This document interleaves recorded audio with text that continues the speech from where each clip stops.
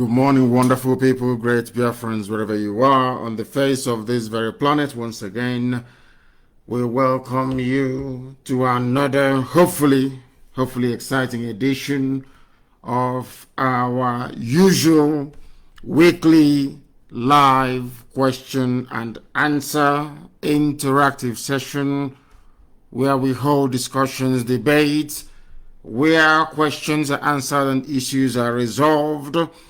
I welcome each and every one of you this very early morning in the land of Biafra. For some of you, it may be your afternoon, it may be your evening, and to some, especially those in Los Angeles, in California, I know it is your night time, but most of you are up, you're listening, you're awake.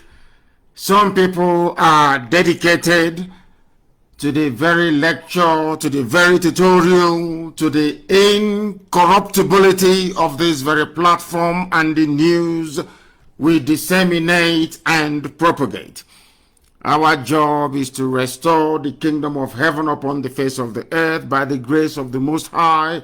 And that is what we are going to do. That is why we remain as always incorruptible, unbribable, whiter than white and whiter than snow. And the whole world is bearing us witness. They will bear us witness this very day, because once again, this very truth, I wouldn't say it will be preached, but of course it will be discussed and digested and dissected as usual for the benefit of those who are incapable of reasoning, and of course for the advanced enlightenment of those who possess some common sense already. Once again, I welcome each and every one of you. We shall pray very shortly, and then after that, our lines will be open. And anybody who would like to text any message or any question across, you're more than welcome to do so. In fact, that will be our preferred option, our preferred method. I do not want any greeting. I do not wish or want anybody to dwell on the accomplishments that Chukwukika Biam has been able to wrought through us. I want you to please ask us the most difficult questions you can formulate in your brain. I want people to come here this morning, having listened to us, to go away with the impression that we know what we are doing, that we are able to answer every question honestly and intelligently. That is what we intend to accomplish this very morning. A lot is happening, and a lot will continue to happen until Biafra is restored. But one thing I can assure our enemies is that we are not going to relent. We are unstoppable. Nothing, and I repeat, absolutely nothing, is going to stop us from restoring Biafra the way we intended to be, or should I say the way that Chukwukika Biam intended. We must pray this very morning, and as always, the prayer will be very short, and to underline the very fact that this very mission we have undertaken, this very effort that Chukwukika Biam has determined that we must pursue, is one that is done with the full backing, knowledge, support, and guidance from heaven itself. Therefore, we pray a very simple prayer of Yeshua, a prayer that underlines the supremacy of Chukwukika Biam in all things, the centrality of his mercy and his message upon the lives of those that believe in him, as we do here on this very platform. Our Father who art in heaven, hallowed be thy name, thy kingdom come, thy will be done on this very earth as it is in heaven. Give us this day our daily bread. Forgive us our sins as we forgive those who sin against us. Lead us not into temptation, but deliver us from evil. For thine is the kingdom, the power, and the glory, forever and ever, we pray. He say, but we are not going to forgive those who came to Enugu to kill us. We are not going to forgive murderers and terrorists who are in uniform in the land of Biafra, terrorizing and killing, raping and pillaging everywhere in our land. Before I came on air this morning, I was made aware of the tunnel in Lokbuku, the land that Ochin Zokalu gave to his friends, the Janjaweed.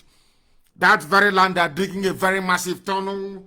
They are storing their weapons of war. They are being supported by the zoo police and the zoo army and every animal who is within that damnable zoological republic. And we are going to stop them. We know what they are doing. Somebody sent it to me as a question, and we are going to stop them. It is, of course, a pledge, and they know how serious we are. It is not everything we publish, not everything that we bring to the notice or attention of the public. But one thing I can assure you is that we are doing all we can to ensure that Biafra land is safe. Without us, they would have overrun Biafra land by now. We are going to go to the first caller this very morning. Very lucky individual indeed. This very caller, if you can hear me, you're trying to reach us via Skype. Your name and where you are, please. This is Radio Biafra. Go ahead. For the last time, the caller, I've just picked your call on Skype. Can you speak to us? Can you hear me? Oh, dear. The caller on Skype, can you hear me, please? Yes, Olamadike. Good morning, sir. Good morning to you. Please give us your name and where you're calling us from, if you may. Olamadike, may Chukwu bless you. I'm calling you from New York. From New York. Thank you very much. Please. And what is your name again? My question to What is your name again, please? We didn't get that. It has not been easy for us to wake up and listen to you this time of the night. No, you're not. Are you listening to me? Are you listening to me? Oh, my goodness. They're not paying attention. I said, give us your name again. We didn't get that very clearly. What is your name? My name is Bright Daniel. My name is Bright Daniel Olamadike. Thank you. Daniel, I'm calling you from New York. From New York. Thank you very much. Thank you. Go ahead. Olamadike, my question to you is this. What plan are you making to curtail the spread of saboteurs? The petit sabot that will go and call police and tell police this person is IPOB member, this person has something in his house. Because it is from this petit sabot that they spread right up to somebody like Dave Umahi, somebody like Obiano. It is from petit sabot, and these petit sabots has made these people to be so scared because Umahi is scared. If he leaves the seat, the level of sabo on queue is so many that we have up to 100 sabo who are willing to take his position. So my question to you is this. What plan do you have to curtail the spread of sabo? Thank you, sir. Thank you very much for your question. And as I said yesterday, I wrote something on my page on Facebook. Of course, they are restricting it, that we know for sure. And I made it very clear that all those, that the terrorists in uniform that killed us in Enugu, they are receiving the heat right now and they will continue to receive it. And any other stupid zoo formation, including saboteurs, anybody found, I repeat, anybody found to be aiding, supporting, or abating the Fulani Janjaweed terror conquest of our land will be dealt with accordingly. I can assure you, and I will continue to assure you that no single saboteur, those who are residing within Biafra land, those who are outside Biafra land, those who are abroad will escape the judgment and the wrath of our people. I said it before. Instead of one single saboteur to go free, it is better for Biafra not to come. Our vengeance must be upon them. Those who doubt our resolve should ask the terrorists in uniform in the zoo. They will continue to receive it very, very hot. Very, very hot. And if they like, we escalate.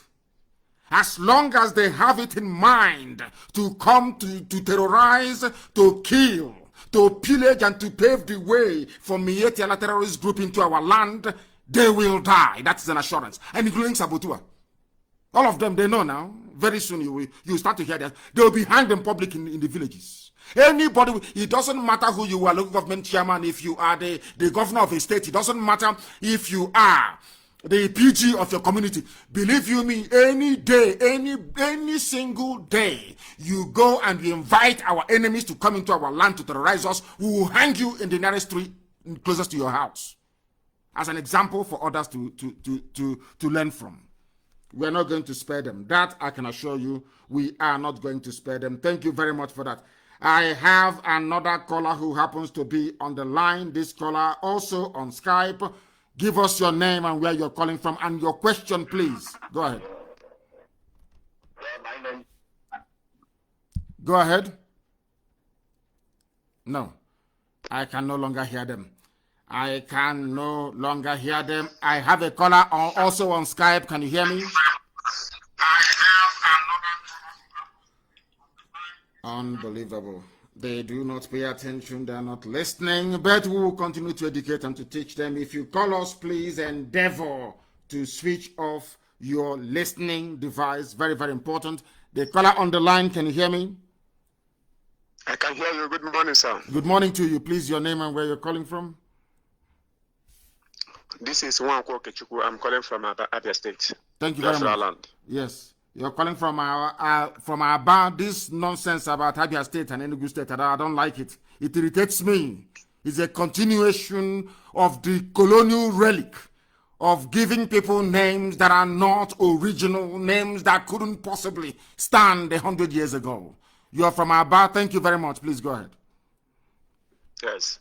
Maazị, I want to thank you so much for your contributions in making sure that we restore Biafra land. I'm very, very happy, but woe to those who are saboteurs, who are working assiduously to make sure that Biafra will not come. Curse shall be upon them forever and ever. Yes, sir. He said, Maazị, I ask God to continue strengthening you people, those of you who are working to make sure that we are secured, we are restored. My prayers all over the night, every morning, is may Chukwu Okike Abiyama to continue to inspire you people to make sure at the last we will achieve Biafra. That is why I called. Thank you, sir. Thank you very, very much. Insofar as, or in as much as I appreciate the goodwill, the felicitations, the heartfelt greetings of our people, I would suggest that the world is listening. People are not tuning in to Radio Biafra this very morning to hear people say that they're praying for us. That is not what they want to hear. They want to hear questions pertaining to the restoration of Biafra, any issues or difficulties, please, so that those who are listening might be able to learn. This is not a place for greeting. I don't want any greeting from anybody. Give us your name, where you're calling from, and you go straight to the point. Ask those questions or have this debate with us if you want to, because we are also here to debate, please. I don't want people calling us and just greeting. I'm not doing anything with your greeting, please. I also pray for all of you 7 times every blessed day, please. I am not here to announce that.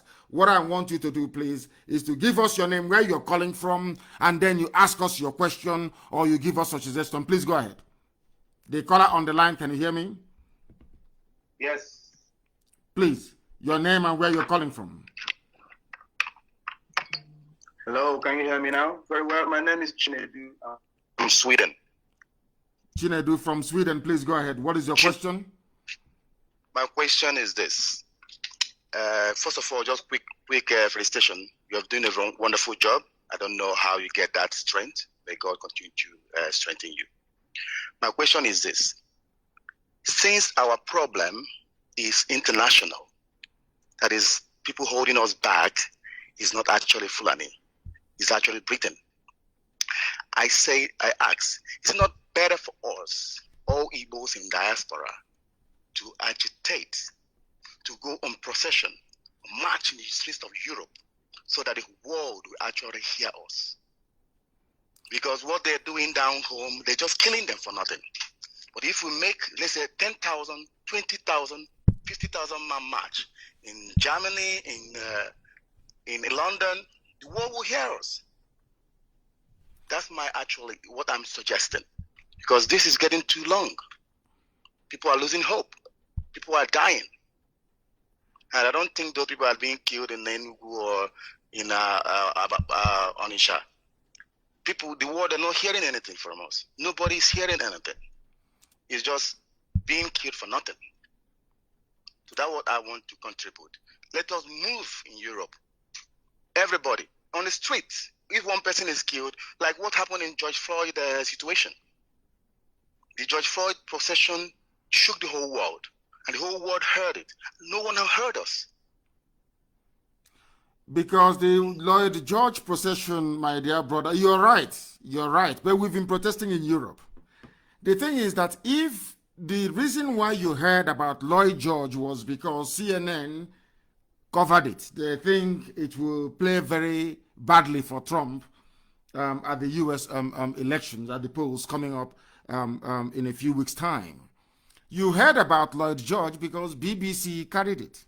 You heard about Lloyd George because Al Jazeera carried it.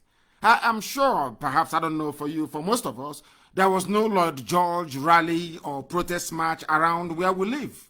But we heard about it. It resonated all over the world because the lamestream media decided to carry it. It suited their purpose, so they carried it. We've been protesting. And I will tell you something that this morning that most people do not know. When Trump became the president-elect in the year 2016, our people went to Trump Tower to go and see him. We had our flag, our memorabilia, as always. You know the way we do things. IPOB in New York. IPOB in New York organized it. And we went to Trump Tower to go and, of course, do what every other group, every other interest group was doing at the time. Do you know that CNN was outside Trump Tower in New York? And as soon as they saw Biafra and Biafran flag, the man pointed his camera downwards. And one of us went to him, I think it was Eze Kwesili that went to him and asked him why he pointed his camera downwards. Do you know what this white man said? A white cameraman for CNN. You know what he said? He said, I don't want to lose my job. And then he asked him, but you've been here filming people coming, streaming, coming in and going all this while. What is so special about us that you don't want to show us? He said, no, I do not want to lose my job. If I show you on the screen, if they see Biafra on the screen, if they see your flag on the screen, I will lose my job. A white person in New York. Ask yourself this question. Ordinary BBC Igbo, ordinary I say because it's been run by Fulani people and some Ifulefus that they recruited. Ordinary BBC Igbo, for your information, cannot objectively carry the killing of our people that happened in Enugu. They couldn't carry it. These are people that actually speak Igbo. This was happening in Enugu. They are there. They are support. Of course, their headquarters is in Lagos. That tells you how foolish they are. They couldn't carry it. Most of the stations we have in our land did not carry it, only brave ones. All those that depend on a political master who is a slave to a Fulani Janjaweed in the north did not carry that very news. It's not that we don't protest. Of course we protest. It's not that we cannot march on the streets. Of course we do march on the street. But once there is this grand conspiracy against you, there is very limited space for you to send your message to the rest of the world. But I can assure you very soon the world we understand, we know what to do, and the world will start asking questions. That is what we are doing right now, and that's what we're going to continue doing until they now come to us to say, what is going on? Tell us what is wrong. We know what to do. Now we are doing it. They are killing of our people in Enugu have now told us what to do, and that thing we are doing and doing very well. And believe you me, the zoo is in one almighty mess. That I can assure you. Thank you very, very much for your call. I welcome it. As I said, please, I don't need any greetings. I don't need any thanks. Go straight to the point. Your name and where you're calling us from, please. The caller on Skype, the world is listening. Good morning, sir. Good morning to you, please. Thank you. My name is Uchenna Ogu. I'm calling from South Africa. From South Africa. Go ahead, please. Yes, Amadike, my question straight to you this morning is I want to ask you, do we have some doctors who can treat people who have a gunshot in Biafra land in case we start Hello? He's asking us if we have if we have doctors that can treat gunshot wounds? And the answer is yes. And there are some things that some of our people do not understand, and I will explain it this morning. Thank you for your question. We do have doctors. Some of them are conscientious. Some of them do understand their obligation to their people. Some of them understand and adhere to the medical, the oath of medical ethics that they took before they started their practice as doctors. But some of our people are scared. Some of the doctors in our land are terrified. Some of them are cowards. Even though the Janjaweed police have come out to say you can treat gunshot victims, there are some doctors of Biafran extraction who are still afraid. People don't know how cowardly our people have become. If not for IPOB, people don't understand that our people are living under bondage. Our people are scared. You go to an office in Abuja and you speak a Biafran language, be it Igbo, Efik, or Ibibio, to somebody, and they will respond to you in English. People don't know the mess we are in. Sometimes we underestimate, and especially people who are born outside Biafra land. They don't know what being Biafra means. They grew up beside people, Rabiu or Mustafa, beside one Janjaweed. They don't know. All their lives they are being killed. Imagine somebody who trains to be a doctor from the north. Maybe he was raised in Kano. All his life, there's either might have seen a riot or he's seeing his people killed all around him. No police case, nobody's being held responsible or accountable for it. Nothing is happening. So he grew up or she grew up in fear. The truth of the matter is that Biafrans are growing up in a climate of fear and intimidation. They now have fear as part and parcel of their essence. Once in fact, to the point where they see doing something nice for their people, they will be thinking to themselves, how would a Janjaweed, the Fulani man, see this? Anything that they can fathom in their brain, any conduct of theirs, any behavior of theirs, they see or they construe as being inimical to a Fulani interest, they shy away from it. That is something I need you to understand this very morning and for people to know as well. Our people are growing up in a climate of fear. Parents are raising up their children to become cowards and subservient to the Fulani Janjaweed. That is why a police officer, a Biafran police officer, an Igbo man who is in Lagos as a policeman, even in Enugu, will support the killing of his own people. But that same officer will go out and cannot arrest a Fulani headsman.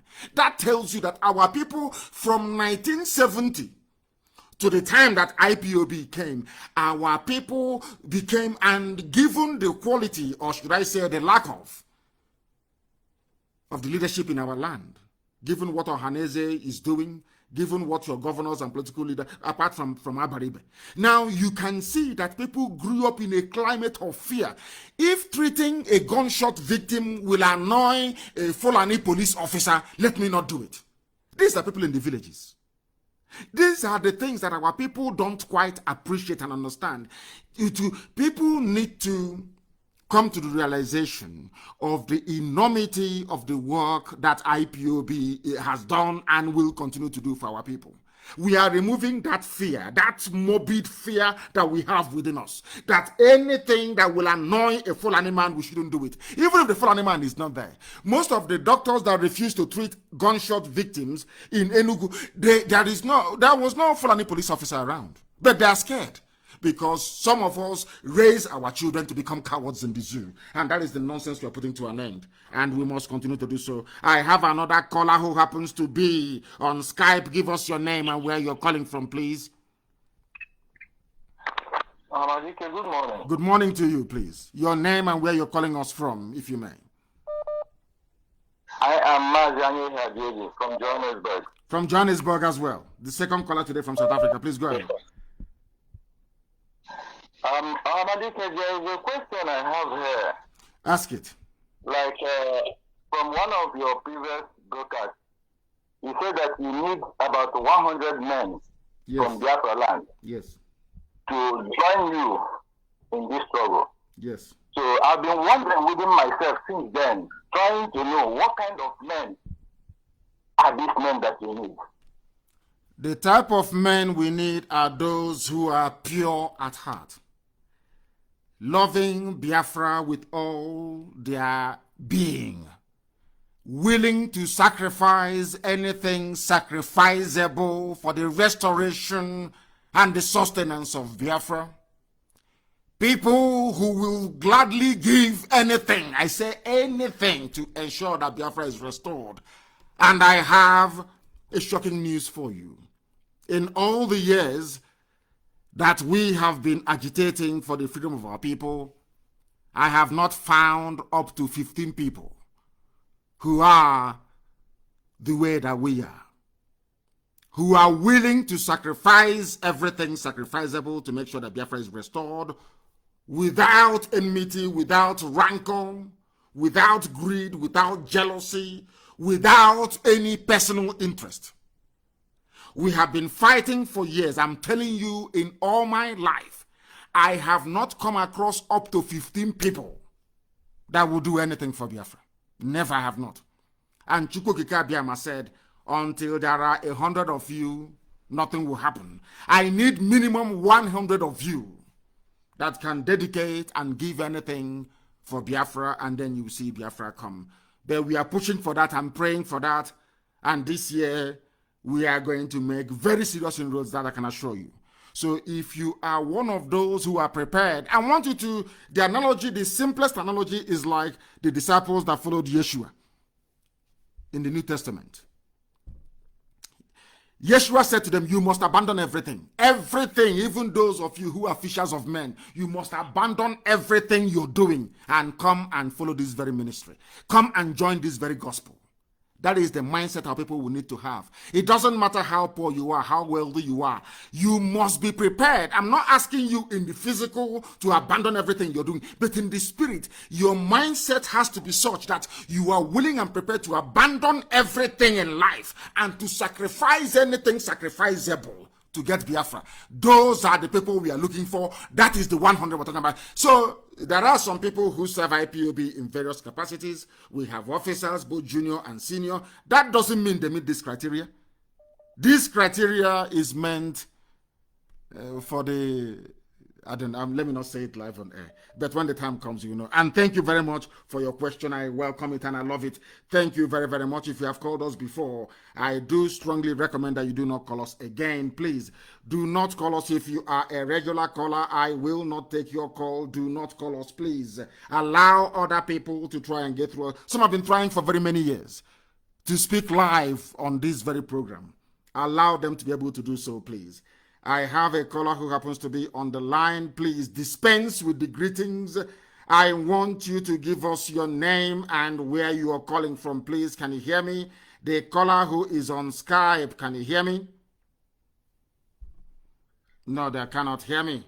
They are taking time. They cannot hear me. The caller on Skype, can you hear me? Yes, please. Your name and where you are. Mazi, good morning. My name is Ken Nnachuku. I've been following you for a long time on Facebook, or maybe you have been seeing a lot of my posts. So, and it has taken me a long time to reach you on phone today. So my question is just, let me not waste time. There are where a lot of things. Where are you calling from? Yeah, I'm calling from Germany. From Germany, please go ahead, yes. So we have a lot of problem here in Germany in our IPOB family. Yes. Which I said, if I will have opportunity talking to you privately, it will be a very What sort of problem discussion. do you have? Let's put it out in the public domain. What sort of problem do you, because if you wash something in secret and it's not clean, you wash it in the public. If my linen is dirty and if I keep washing it in secret, I can never get it to be clean. If I wash it in public and it will be clean, then I wash it in public. What are the issues you're having? Because I know that Collins is our new national coordinator in Germany and things are moving very well. What sort of issues are you having where you are? Yeah, because I'm living in a province in Germany that is called Bremen. So we have been having a problem coordinating ourselves together here in Germany. So because not in Germany, you can say in Bremen, not in Germany. because I recall a few months ago, Germany was the #1 performing country in the whole world. Of course, they fell apart, and now Italy has taken over. So I don't know. Are you talking about Bremen? Or are you talking about the whole of Germany? I don't understand. I don't want you to nationalize a local problem in Germany. Are you having issues in Bremen, or are you having issues in the whole of Germany? We're having issues in Bremen, not in the whole of Germany. Exactly. That's what you should say. Please go ahead. What is happening in Bremen? Tell us. What is going on in Bremen? The problem was we were discussing about having a demonstration here, which will take place on the 12th of this month. And there was a time I was asking them question because I'm a member. So why is it that when we are having something as a family, but other parts of Germany don't know about what we are doing? This was just my question, which I was asking my coordinator. So, and they were telling me there were a problem in Berlin that they don't want to register Bremen to be among the IPOB family in Germany here. So it was a very critical issue, but I think maybe they resolved it now already. I don't know. We are having a meeting tomorrow too where I will be attending, and I will just find out tomorrow if this issue have been resolved. Because my own idea was, if there is anything we are doing in Germany, every part of Germany have to know about it. Because I was telling my people that, let me just say what I want to add to this very issue is just, I will bring it out in this very occasion now. It's just that we have to start assisting you on our own ways. We don't always have to wait when you say something before we do, because I'm even telling them we can write letters. We can go to different offices, foreign agencies here in Germany to discuss about our problem, to discuss about this very issue, agitation we are agitating for Biafra. But nobody is taking it to this length. We are just about meeting every weekends or Saturdays, discussing issues on how to help people. These are not our problem, discussing issues on how to help people. We have to discuss on how to liberate ourselves from that very contraption they call Nigeria, but not on how to help people who are sick or who are injured or whatsoever. So my own issue is just that, according to what the question people were asking you already today, the kind of people you need who can support you. We have a lot of people who can support, but they are not in the position to come to that very level that you can know these people. There are a lot of hidden people which you don't know, which even to get you on phone, they can't get you. I have been talking to a lot of people. I have talked to, I think, what they call him, somebody Chimezie, and other people in England. I have called them and tried to know if I can reach you to say some certain things we are having as problem that is holding us back in this very struggle. Now, thank you very much for that. Thank you for that, and well spoken. Thank you very much. And let me assure you that in a mass movement of this size and magnitude, it is always very difficult. But I'm sure that the issues you've raised, I will make sure that our national coordinator in Germany, Collins, is aware of it, and that something will be done in Bremen. And let me advise you again about advice and suggestions as well. Some of the suggestions you have, they are very valid. The advice you're offering the family in Bremen is also very valid. But if your advice is not taken immediately, it shouldn't become a cause for rebellion or a cause for people to no longer to trust their leadership or to work with the leadership that they have. It is about persuasion, making your arguments as you have just marshaled now persuasively. I'm sure anybody who heard what you've just said will be moved by, the very weighty contribution that you've had to make. But let me make this very clear to our people. Those who are in positions of authority, they have or they receive advice from different quarters every blessed day, hundreds and sometimes thousands. It is almost it is not feasible for you to attend or to implement every advice that you receive. The same thing is applicable to your coordinator in Bremen. The same thing is applicable to the national coordinator we have in Germany. So what I would like you to do is we must find a way to persuade those we are seeking to influence with the strength, the validity, and the depth of our argument. Not when you give advice to somebody, they say, we don't know what they're doing, I'm living here. No, it doesn't work that way. You must continue to advise until it gets to some of us. And then a decision will be taken. Right now, you've just said this. A decision will be taken to make sure we reorientate our people, not just in Bremen or in Germany, but all over the world. That your job as a national coordinator, your job as a zonal coordinator, a regional coordinator, is to make sure that the politicians where you are aware of what you're doing. To make sure that the local newspapers where you are aware of what you're doing. And you should protest. You should go out on the street to agitate. You should go evangelize. Do all of these things. They are the reason why you are there. The issue of taking care of those who are injured is also valid, but we have our welfare, we have our legal department, we are doing that already. I want our people all over the world to focus on two things. Making sure that the local population where you are and their politicians are aware of what is happening to us, making sure they receive all the materials and information about what the Janjaweed, the Fulani terrorists are doing to our people, and to also alert the local newspapers. Forget about the CNN and the BBCs of this world. Go to your local newspaper, as some are doing in South Africa, as some have done in the USA. Go to your local newspaper. Even walk into their offices yourself. Say, my people are being killed. Show them the videos and the pictures of what transpired in Enugu. Speak to a local reporter where you are. Speak to a local mayor where you are. Speak to even your councillors where you are. You'll be shocked that they will go and they'll be discussing it. That is why the zoo always panics and to say that we are convincing the world as to the terrorist nature of governance in the Zoological Republic. What you said, my dear brother, is very valid, and we have taken it on board, and it will form the basis of what we do all over the world. It is no use being a coordinator just for the sake of it. It doesn't matter where you are, even if you're a coordinator in the Zoological Republic. What I would like you to go to a local, speak to a local journalist, speak to local people, tell them this is what is happening. Share the news, the very horrible news of all the terrorist atrocities happening in our land, the abduction of our mothers, the raping of our sisters. These are the things that the world want to hear. Not just somebody answering a coordinator or sitting down somewhere, you're not doing anything. I want you, even if you are in Indonesia, I want you to go and make sure that the local politicians where you are understand the reason why we are in Indonesia.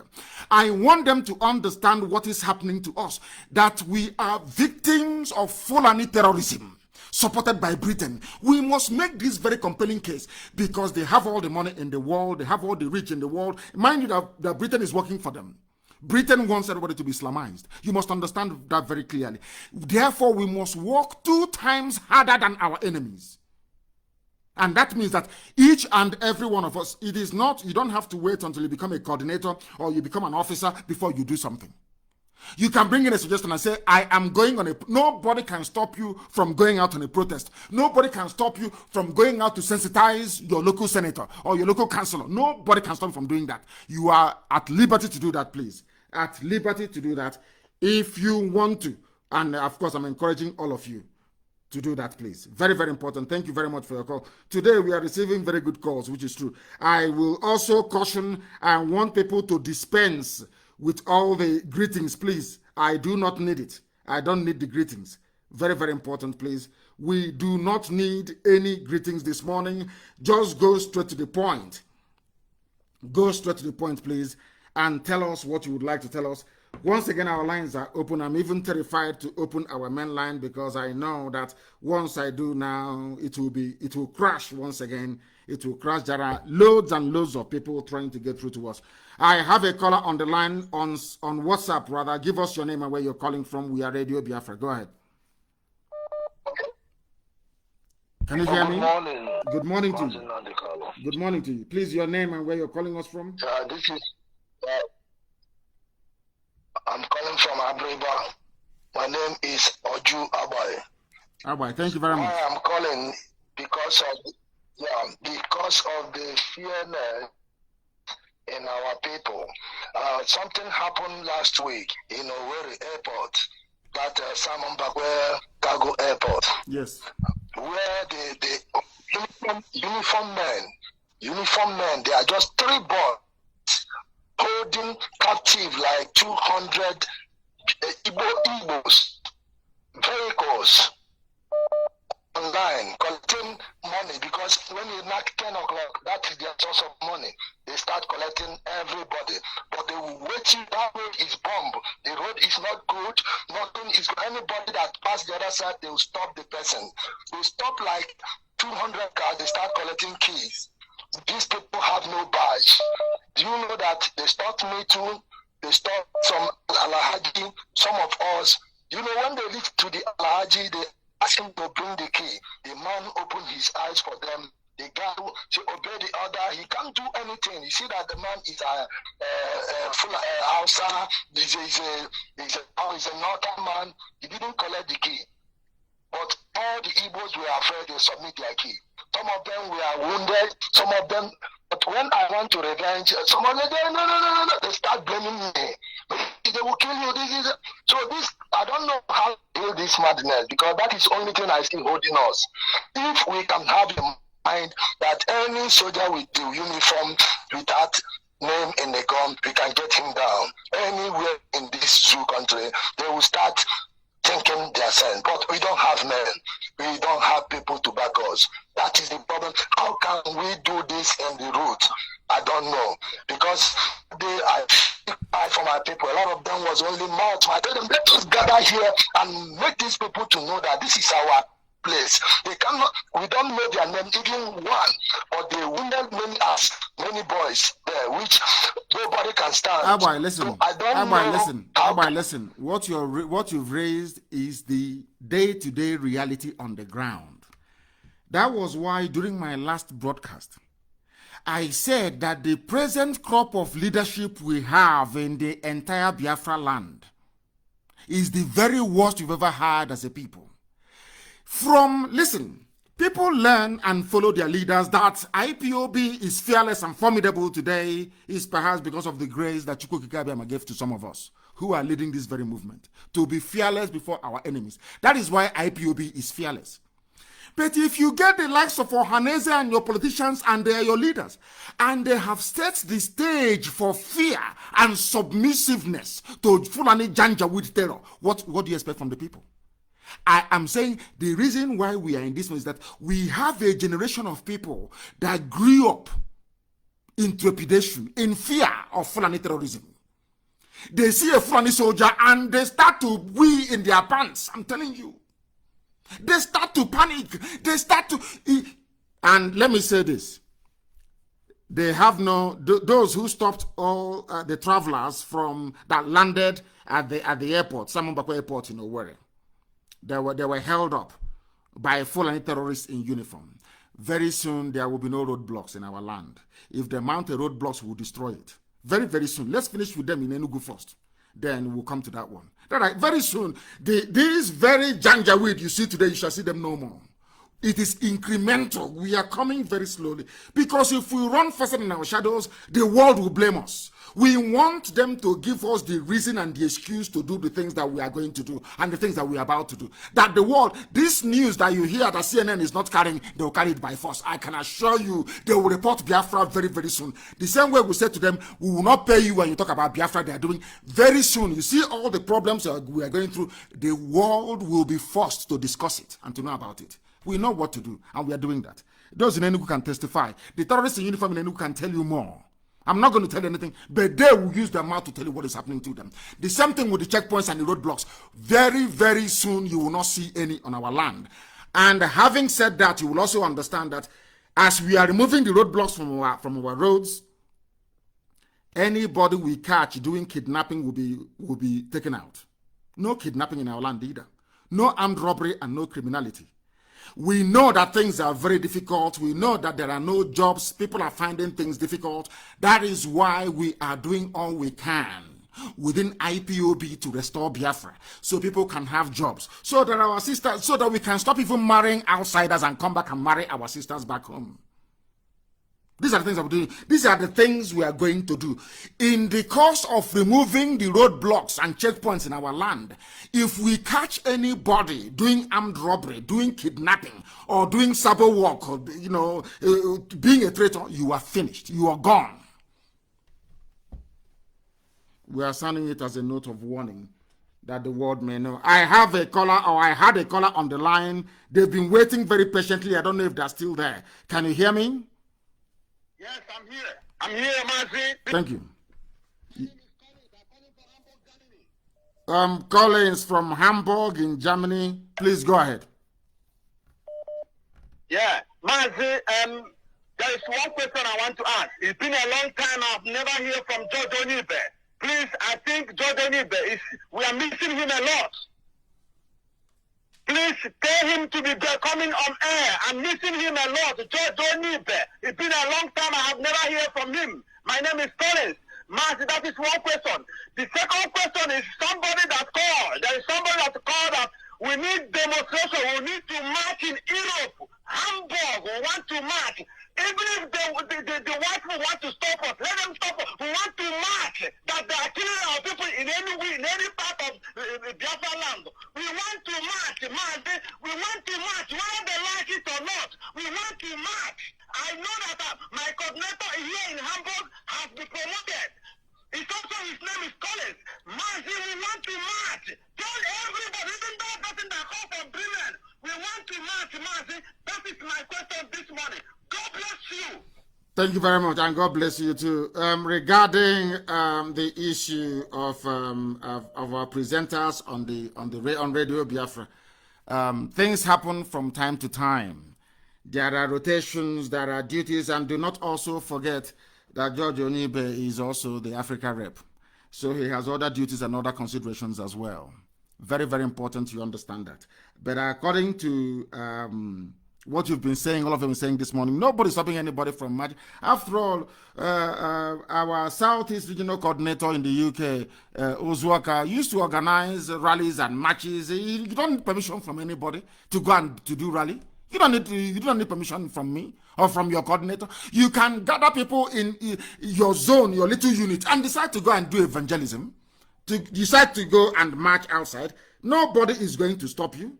Nobody whatsoever is going to stop you. So these are the things you ought to understand, please. Thank you very, very much for that. We are live and we are direct and the whole world is listening. Let us go to this line again to see who is there. The caller on this line, can you hear me? Good morning, sir. Good morning to you. Please, your name and where you're calling from? My name is calling from Spain. Your name is what? We didn't get your name. What is your name again? You're calling from Spain, yes, but what is your name? My name is Uju. Uju. I thought Uju is a lady's name.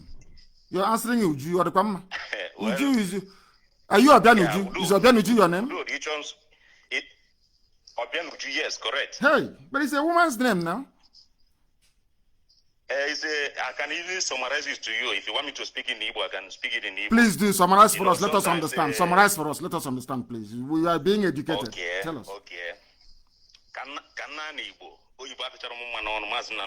No, very briefly, just to explain your name. Only to explain your name. You're speaking, after all, you're in Spain. The Spain you're in, do you speak Igbo to them? You speak English, I'm sure, or Spanish, or Panya, as they call it. Please explain to me why you are answering Obian Uju. Obian Uju is a woman's name. Why are you answering Obian Uju? I want to know.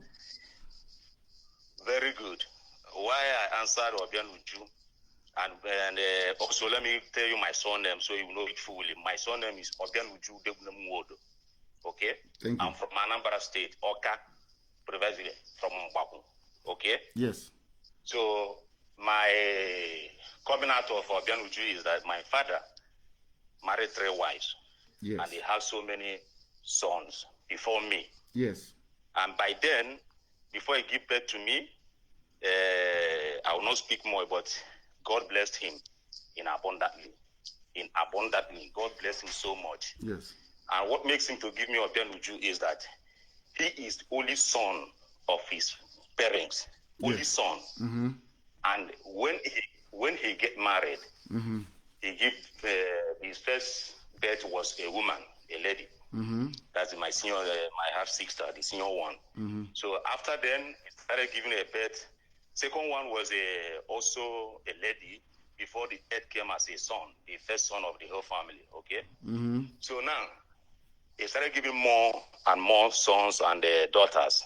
So within all that period, and the way things it is, he's one of the people that lost his houses in Port Harcourt during the Biafran War and all that. In Iguacha, so not Port Harcourt, in Iguacha. Yeah, in yes. Iguacha, correct. In Iguacha, yeah. So during that period, God, that is the time that I came to the world.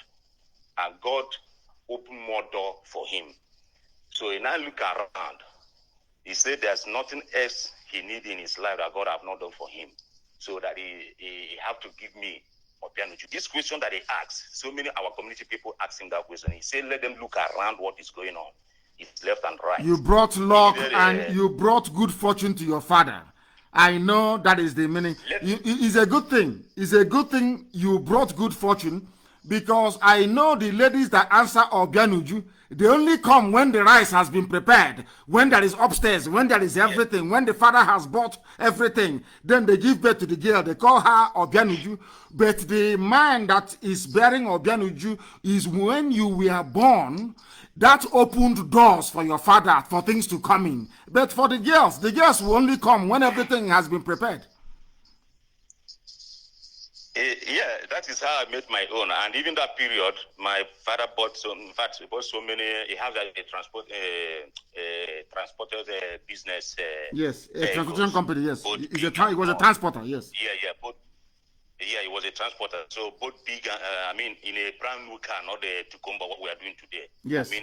What we call Tia Rubber. Yes. So that's how he come. And he never called me my English name. And I don't normally use my English name. So when I say my name is Eugene, a short way, my name is Obianuju. And I'm so proud of bearing that name. It's a nice name. That period. So that period, my father, in fact, he loves me so much, and I love him for that. So that is how I come and be an Obianuju. Please make your point. Go ahead. Thank you very much. Thank you very much. Go ahead. My dear leader, I don't want to say many stories and all that, because I know when you came to Spain and all that, and people that you mentioned their name, I know them in person. In Spain, so I don't want to dwell on that.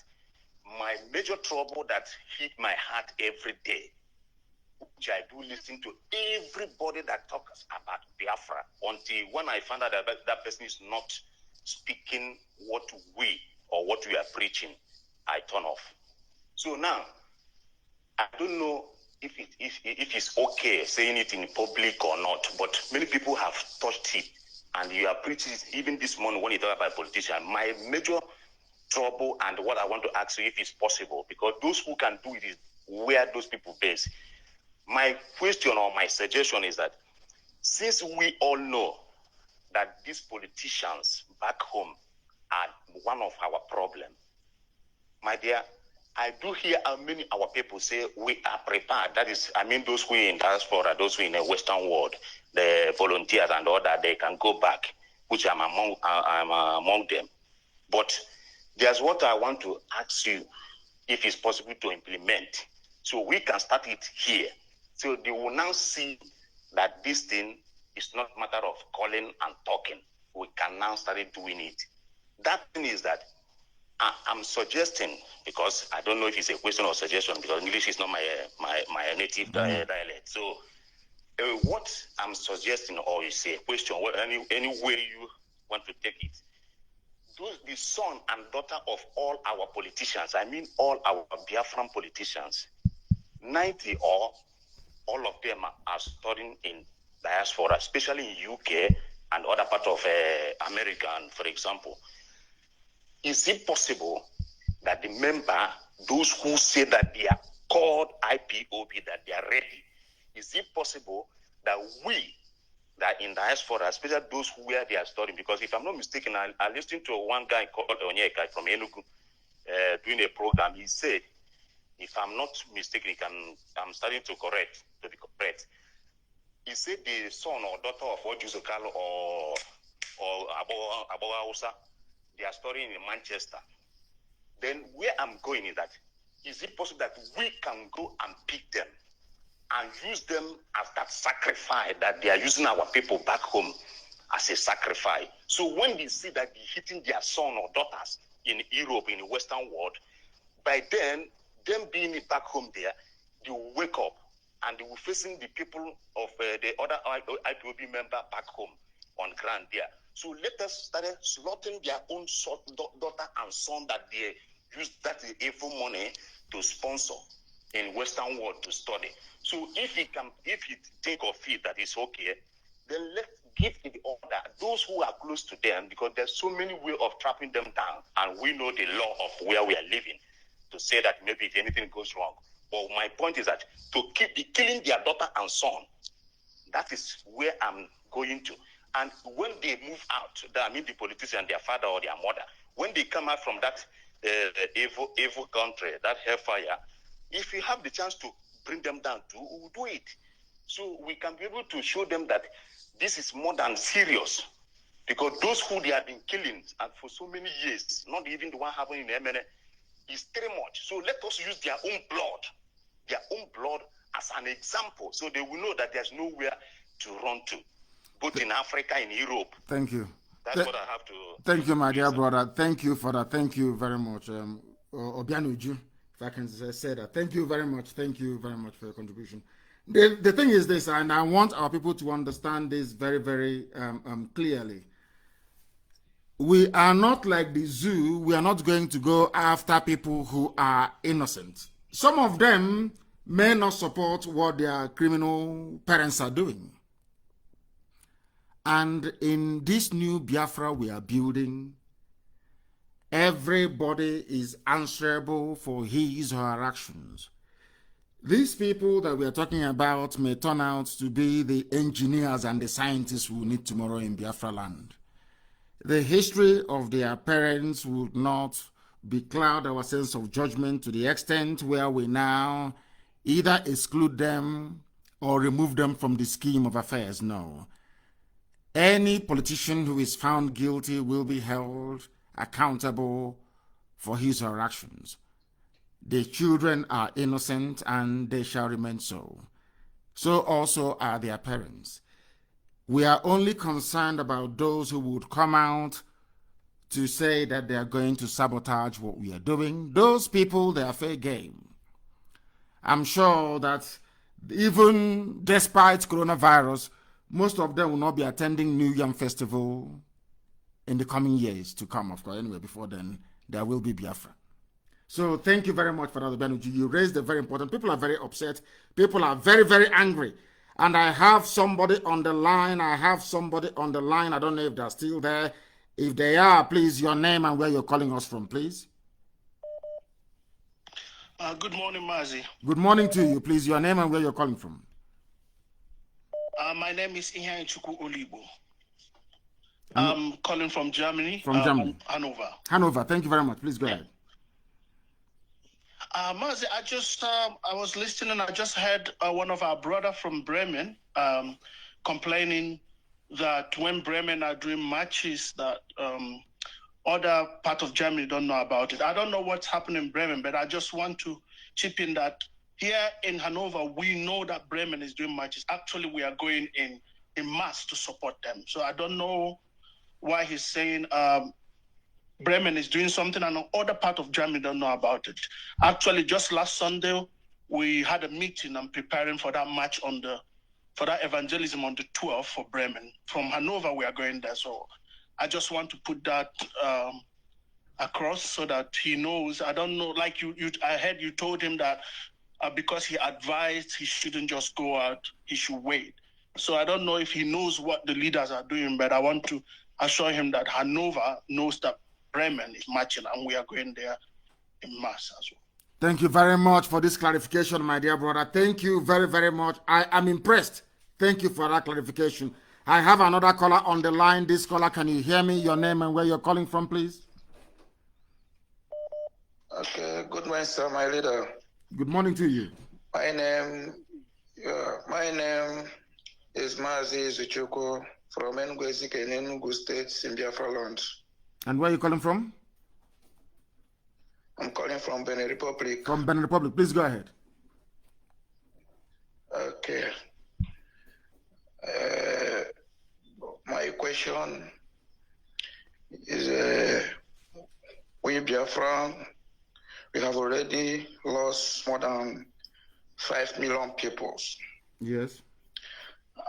And the Zoo terrorists still killing us. So to lose 10, or I don't know how many there are, since those politicians in Igbo land, like governors or Hanezendoshi or whatever they call themselves, even all those saboteurs in our land don't care. Why can't you give an order to finish them so that we can get what we want? Because most of our problem is from them.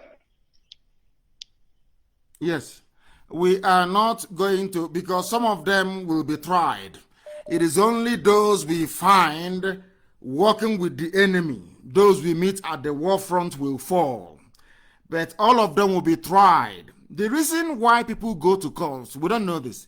The reason why the white man said, or even our ancestors said, not only must justice be done, but that justice must be seen to be done, is that those who are living may learn from it.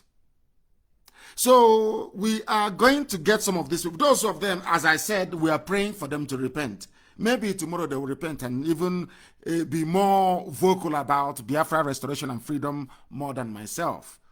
But as long as they do not repent and we enter into Biafra, as long as they don't repent and work with the enemy, then they will go down. They will. As what is now happening to the zoo, they understand it now. That we are very, they've always known we are serious anyway.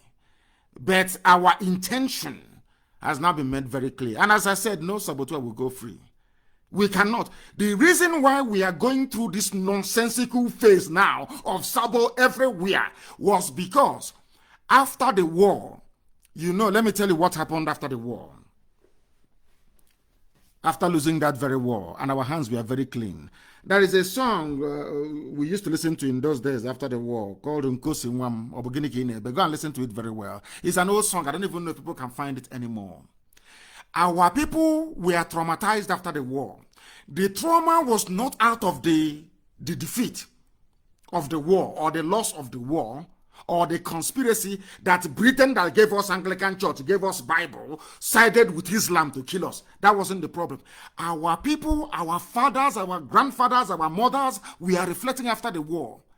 They kept asking themselves, are you sure there is God in heaven? Because all through the years and millennia of our existence as a people, we always believe that God will reward the righteous. And there is a saying where we come from, because we did nothing wrong. Let me tell you how our people reason. Because we did nothing wrong before God and before man, and we suffered such a loss, such a genocidal, that the trauma was so much, our people started asking God, but we have done nothing wrong. What did we do? Why was it that you allowed this thing to happen to us? We did nothing wrong. Understand this very well. That is how our people were conditioned to reason and to behave for thousands of years. That if you've done nothing wrong can happen to you. We believed in the law of karma. Because we went into that war, having not done anything wrong to anybody. And the world ganged up against us. Our people started asking after the war, but what did we do? Who did we offend? Did we offend Britain? Did we stop sending our money to Canterbury? Did we stop wearing cassock in the church on Sundays and praying for... We used to pray for Queen Elizabeth. Even if you go to the old prayer book, it's still there till today. They pray for the Queen. Our people became traumatized. And it took them many years to come out of that trauma. That trauma, IPOB brought them out of it from the year 2013, 2014 till now. That trauma they were suffering.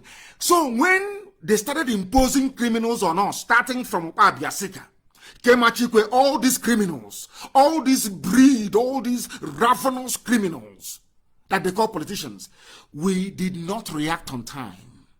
Do you understand? So that when Okpa Abiasika was leaving office, Okpa Abiasika was replaced by another Janjaweed trained traitor. You go to where they call Niger Delta, which shouldn't exist. We were so traumatized that when they were cutting off Igbo villages and putting them in Cross River, putting them in Benue Plateau, we never said anything. Out of that fear, that trauma, we are still suffering till, some of them are still suffering to this very day. Out of that trauma, Ebema you see in Imo State was cut into three. There is one Ebema in Delta, one Ebema in Rivers, and another Ebema in Imo. The Ebema in Delta, the Ebema in Imo are called Niger Delta. But the same family, the same people. Due to the trauma of the war, even when Ohanese was founded in 1976, they became paralyzed with fear because they can't understand. When you're beating a child and that child is crying, your next door neighbor will come at least ask you, please stop beating that child. That child hasn't done anything, too horrible to you. When Britain organized the genocidal, the wipeout of our race, the whole world was watching. And when you are a people that are so old and so ancient that your decision making is informed by your value system. Our value system is that if you've done nothing wrong should happen to you. We did nothing wrong. And the same Britain that came and gave us English names, gave us churches and all this rubbish, presided over our slaughter. Our people spent decades being traumatized. That was when fear grew in us. We now became a repository of fear of Fulani Janjaweedism. That fear carried on into the NBA. That is why if you stop El Rufai from speaking at NBA, they can form their own group. But Onogen was removed and nothing happened. And you go back to Iguacha, you go back to Ogoni, you go back to Izon. Those of them who were at the front line of treachery during the war, they are their leaders today. Like Edwin Clark. Edwin Clark is an old man. I won't insult him. But he was evil. Edwin Clark, you're looking at now, leading Pandef, was at the forefront. He was a frontline saboteur. That is why from that part of the world, you see a conveyor belt of sabo coming out all the time. Because those who are in the positions of power and leadership were once rewarded traitors who made good money from their treachery. Now, do you understand how it works? We became cowards. They now started giving us leaders who are cowards, leaders who are afraid. And because our leaders are afraid, can you imagine? Your sons and daughters are being slaughtered. And you are a political leader, you say nothing. Now imagine what somebody in Sokoto is going through. Being harassed by a Fulani Janjaweed, they will have no mouth to talk. When a Fulani police commissioner is killing you, maybe in Plateau State, maybe in Nasarawa, they will say, after all, your leaders cannot talk. I can kill you all I like. They cannot speak. Now, do you understand it? That is what is happening. I have a caller on the line. You have been waiting very patiently. Please give us your name and where you are, please. The caller on the line, can you hear me? Can you hear me? No, they cannot hear me. They are incapable of hearing what I'm saying. I do hope they come back and participate. I have another caller who happens to be on Skype on the other line. Give us your name and where you are, please. The caller on WhatsApp, your name and where you are, please. My director, good morning. Good morning to you. And raise your voice for me, please. Your name and where you're calling from, and your question, please. Yes, my director, good morning. My name is Abid. Hello, can you hear me? Of course, go ahead. Okay, good morning. Please, I want to appreciate what you are doing. I just have a question to ask, although it sounds funny. Your name and where you're calling from, first of all, please. Okay, I'm calling from Belgium. And your name? Aguchukwemeka. Thank you. Go ahead. Yeah, my question is based on these saboteurs. You know, I found out that about 4 of them or 5 of them are mentally ill. So how are we going to do them? Are we going to also treat them like others, or they will have a special treatment, sir? Those like Joey Boko we know are mentally deranged. They will go to a mental home. We have hospitals for mental patients. People like Joey Boko that was talking about our marginalization before and went as far as saying that we will even carry guns if need be. And then went back and became Gota commissioner for Gota in Lagos State. You know, people like that we know have certified mental problem.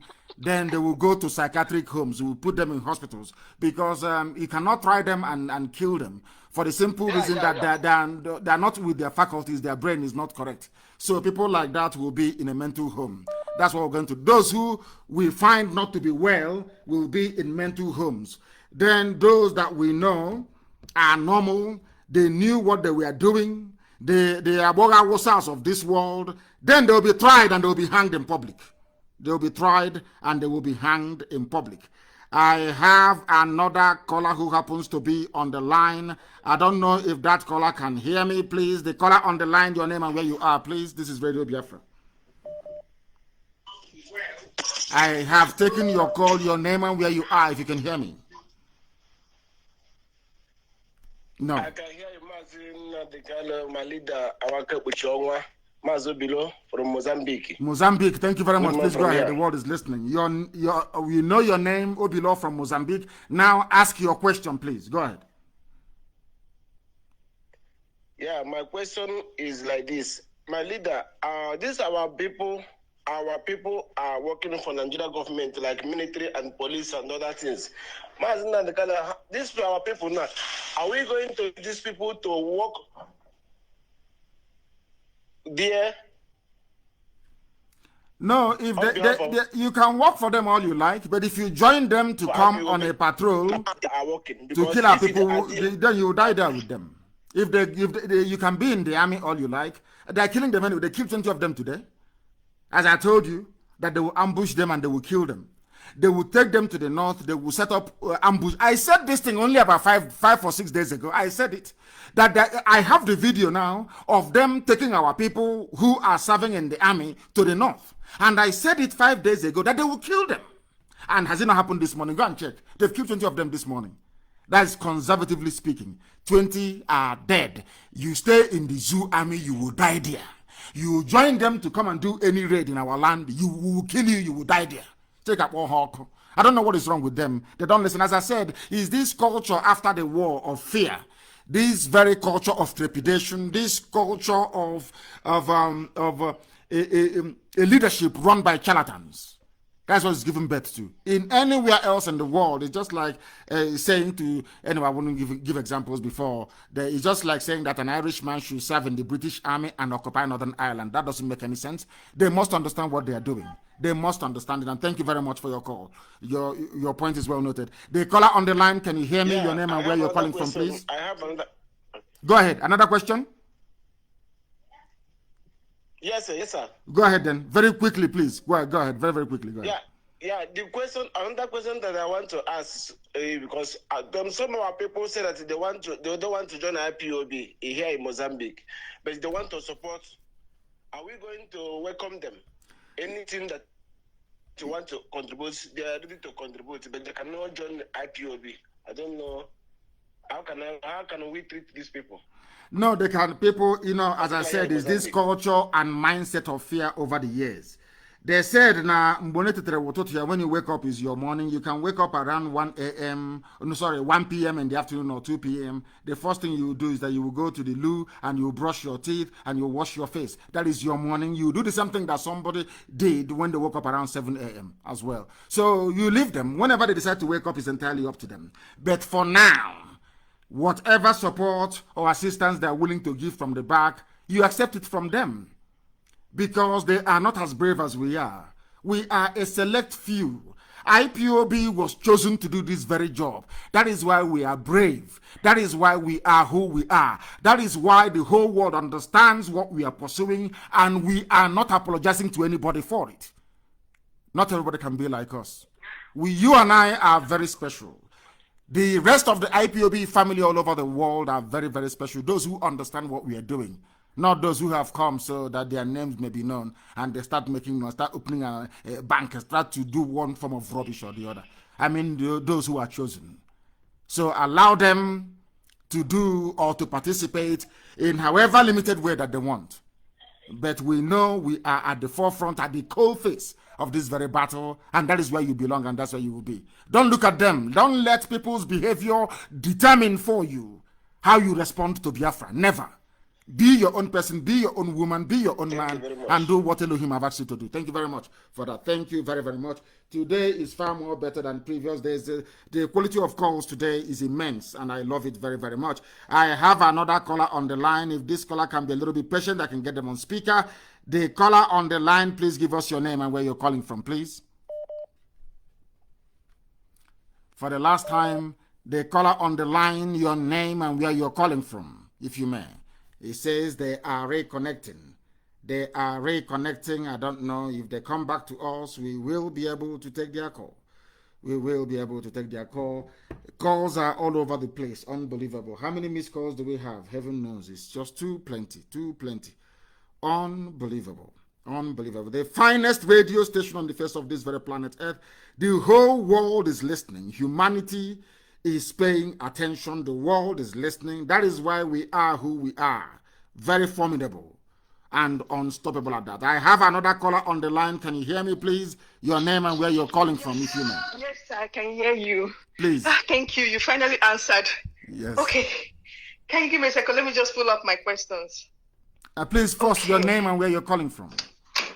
Okay. My name is Ifeoma Mbago. I'm actually calling from Australia. I'm from Obo. Thank you. Please go ahead. Okay, my question now. I have so many questions, but I know we have limited time, so I don't know how many questions I'm allowed to ask. But if you can cram them into 2 minutes, then you can ask as many as possible. But it has to fit within 2 minutes. Go ahead.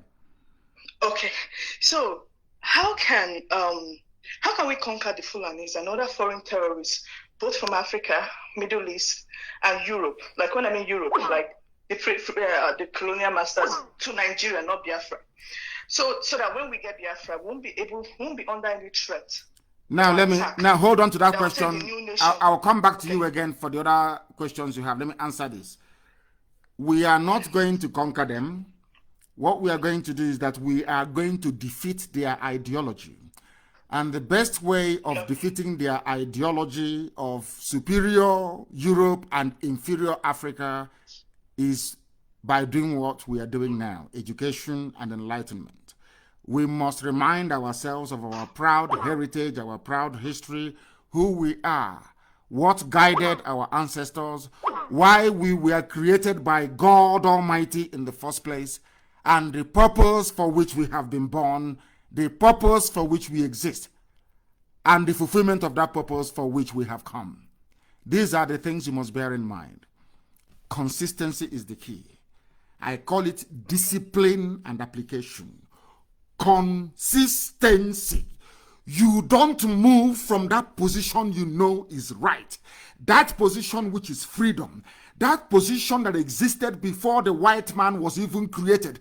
That position that said that Biafra must be, you anchor on it, you hold on to it, come rain or sunshine, morning, noon or night, regardless of what the Fulefus are doing, what they are writing, what they are saying, regardless of the machinations of the workers of iniquity to deflect your attention, you hold on tenaciously to the truth.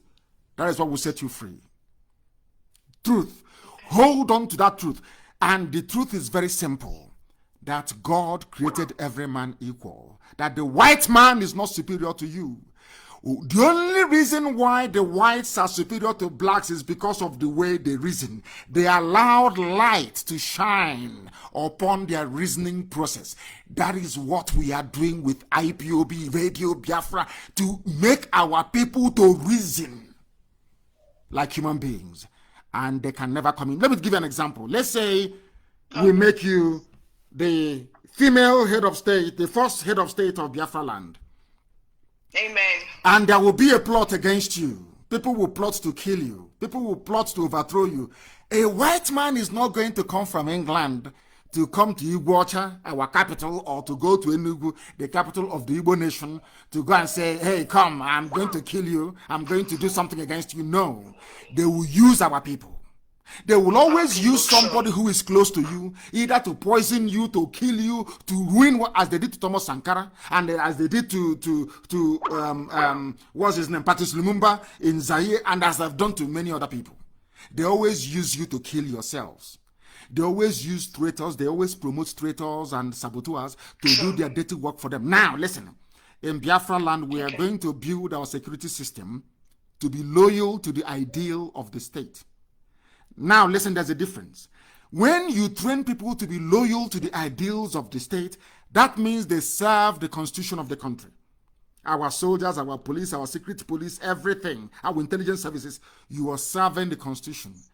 And the constitution says that whoever is elected will be in power for 4 years. The only way you can remove them is through the National Assembly if they have committed high crimes and misdemeanors. And this woman hasn't done anything wrong. Now listen, it is the job of the army, the police, the Secret Service, and everybody else to protect you, regardless of their interest, to protect you to be in power until you finish the work you're doing for your people. Now that is the difference between a civilized nation in Africa and a very backward one. Because let me tell you what usually happens. Let's say you are our president and they go to your deputy or they go to the foreign minister and they promise them a house in Paris or maybe a flat in London. They say, we'll give you a mansion in Dubai. Go to your land, plot a coup to disrupt what is happening in your land. And you agree. And let me give you an example like Nzogu did. Nzogu was very foolish and very naive. I say it live on air. Nzogu is a revolutionary, but he was very naive. He didn't know that the British were using him.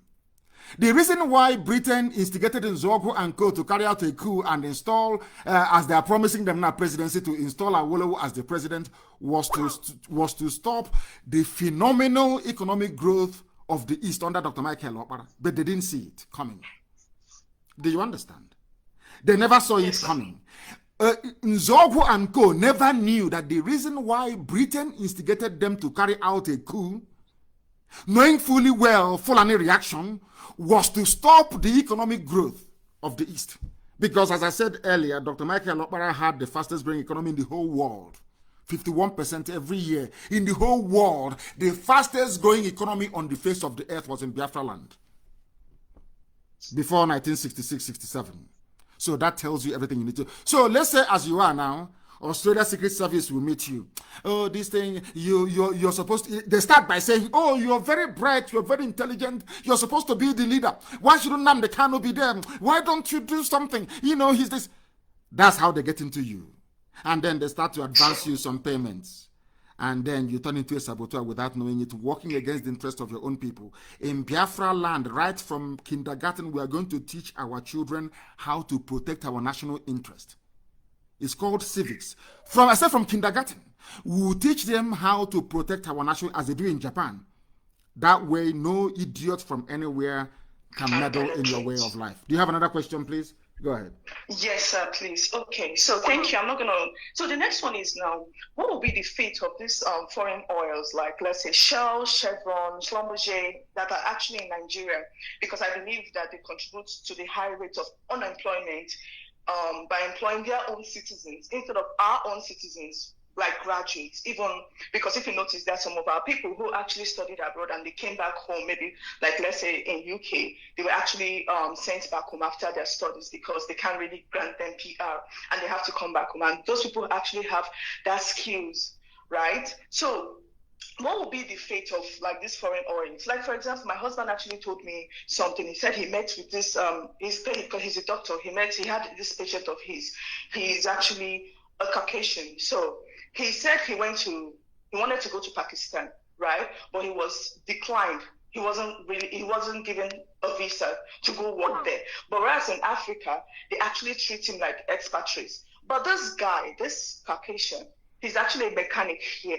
But he was treated on a high level, like in Nigeria. So how are we going to treat this oil, like these foreign oil companies, because they contribute to the high rate of unemployment? That is when we get our Biafra.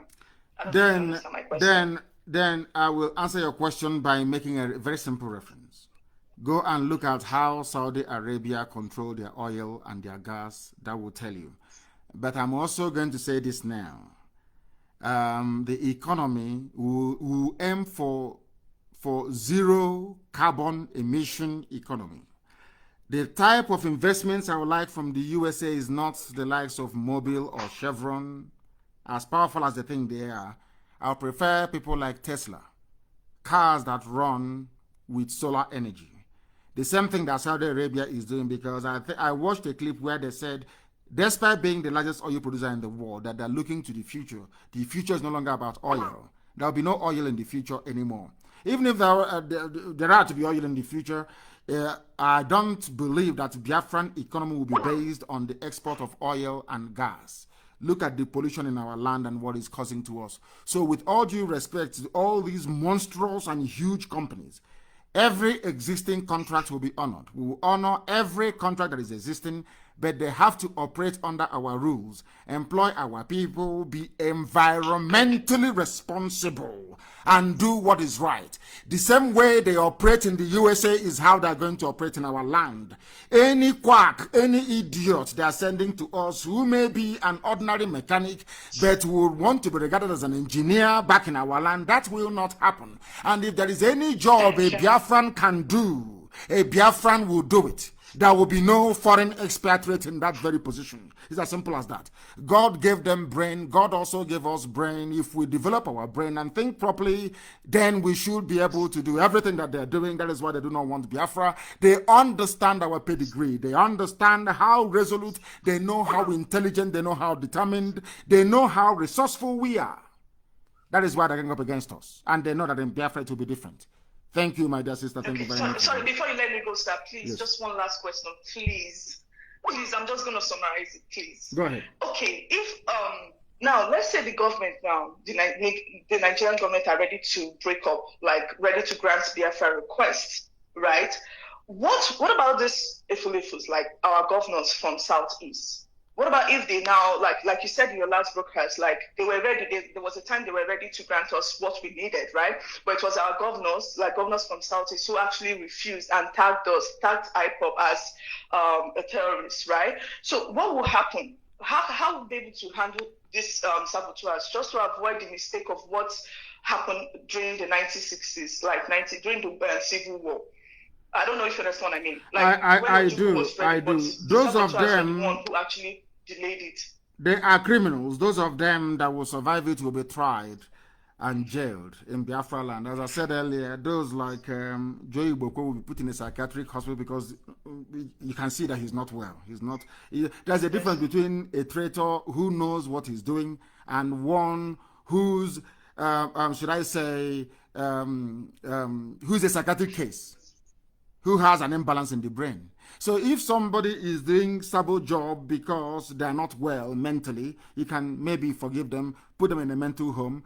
But anybody who consciously rose up to, should I say, undermine what we are doing will be tried, jailed, and of course is high treason and will be hanged for it in public, for that matter. They will not go free. That I can assure you. I said it before.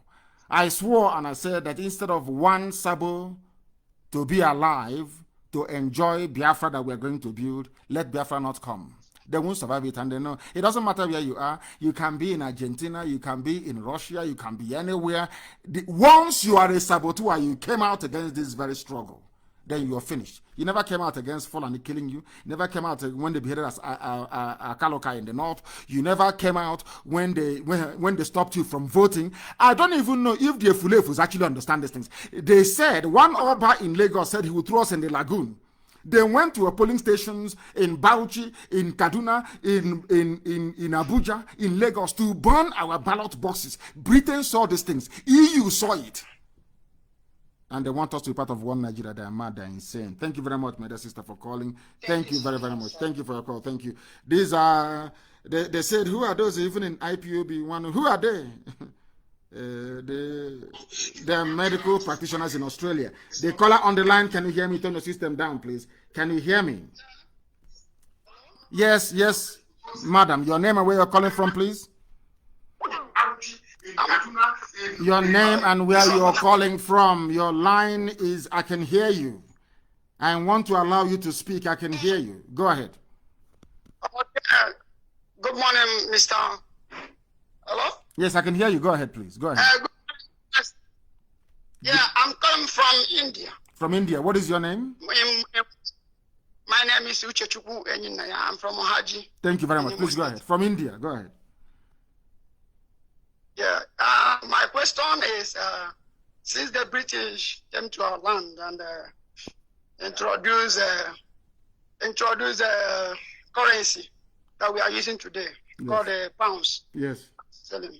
Yes. And before they came, I've already been using cowries. Yes. So if we get our freedom, are we going to use the same British currency? Or are we going to introduce our cowries, which is ego iron? No, we are going to be like every other person. We are going to have our own currency. It will not be called a pound. Isn't it very funny? It's a good thing, my dear sister, this point you raised. Isn't it very funny that the same people that hated us so much, Ojukwu actually pegged Biafran pound to the British pound, also called it pound as well. You see, can people now actually see the way that Britain ate into our brain? That even when they are killing us, we are still using their currency, pound. Unbelievable. That is to show the type of people we are. We are open-minded. Why Britain hates us is their business. Why Britain despises us is entirely up to them. I don't know. Now, to answer your question, we are going to go back to having our own currency. It won't be called pound. It won't be called dollar, but it will be pegged to the dollar, of course, because of exchange rate fluctuations and other, because of the likes of George Soros, people who speculate on currencies, people who run it down. They will come to you and tell you to devalue your currency because they've hedged their bet on your currency going down. That was how George Soros in one afternoon made £5 billion in front of our eyes. I saw it. Nobody told me. George Soros was not a very wealthy man before. This multi-billionaire now that is going all over the place playing God. George Soros was an ordinary currency trader in London. During the Black Wednesday, I think that was in 1990, I can't remember anymore, 1996 or 1997 in the UK, when Norman Lamont was the then Chancellor of the Exchequer. It was called the European Exchange Rate Mechanism. You know what they did? Britain said they will not be part of the ERM in Europe. In other words, the pound was allowed to float outside the ERM. And speculators led by George Soros, they got together to have a run on the pound. Do you know what they do? Currency speculators? It's ordinary gambling. Gambling.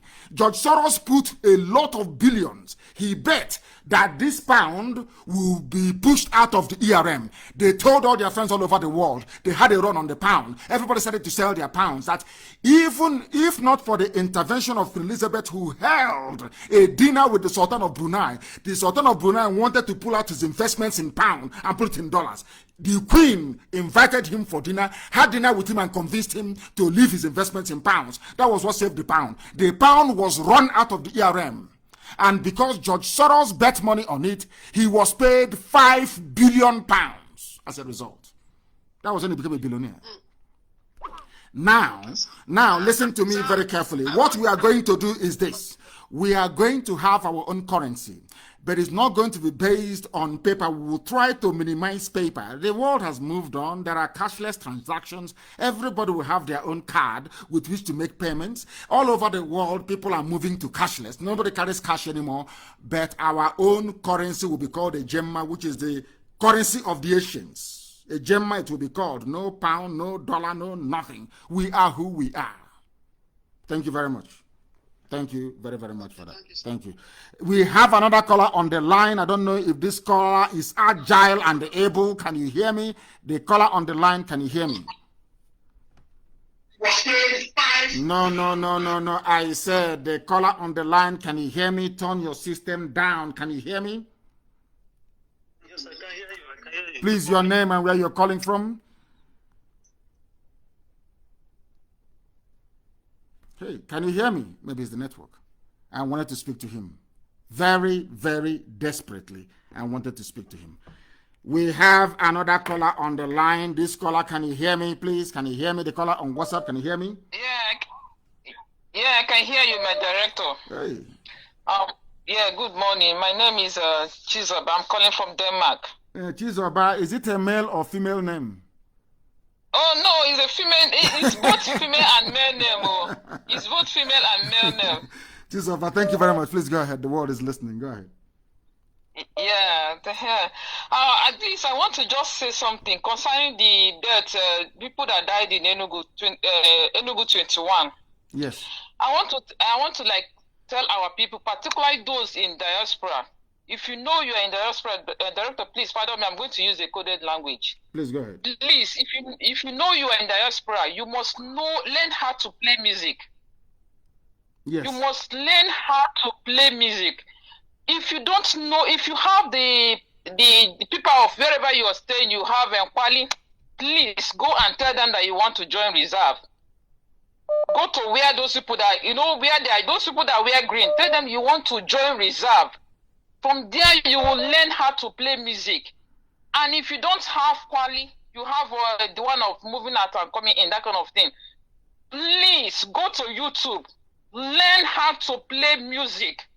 There are different instruments in the YouTube there. You can see we have different AK, different A and K. You have different one, and we have other type of one too. Learn how to play music.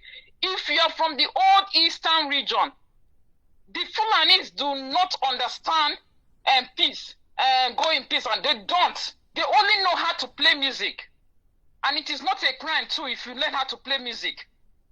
Those in the zoo, please do not spend your data in Facebook alone.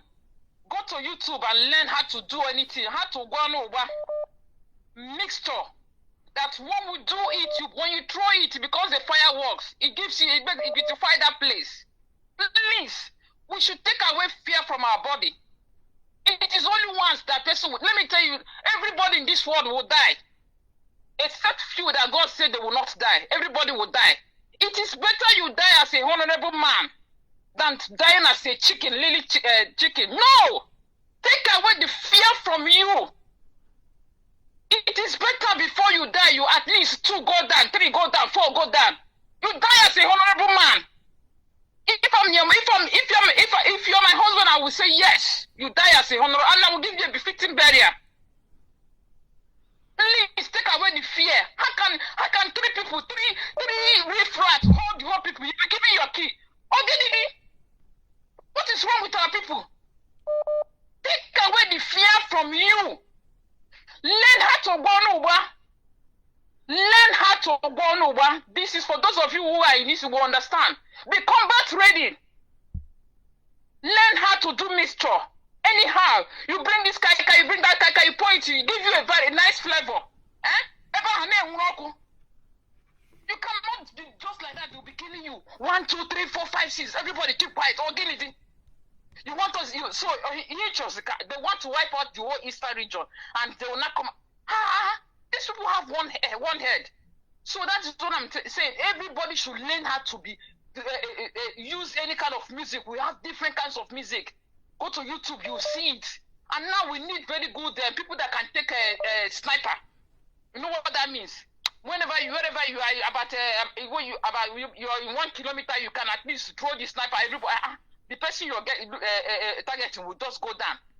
This is what the zoo understand.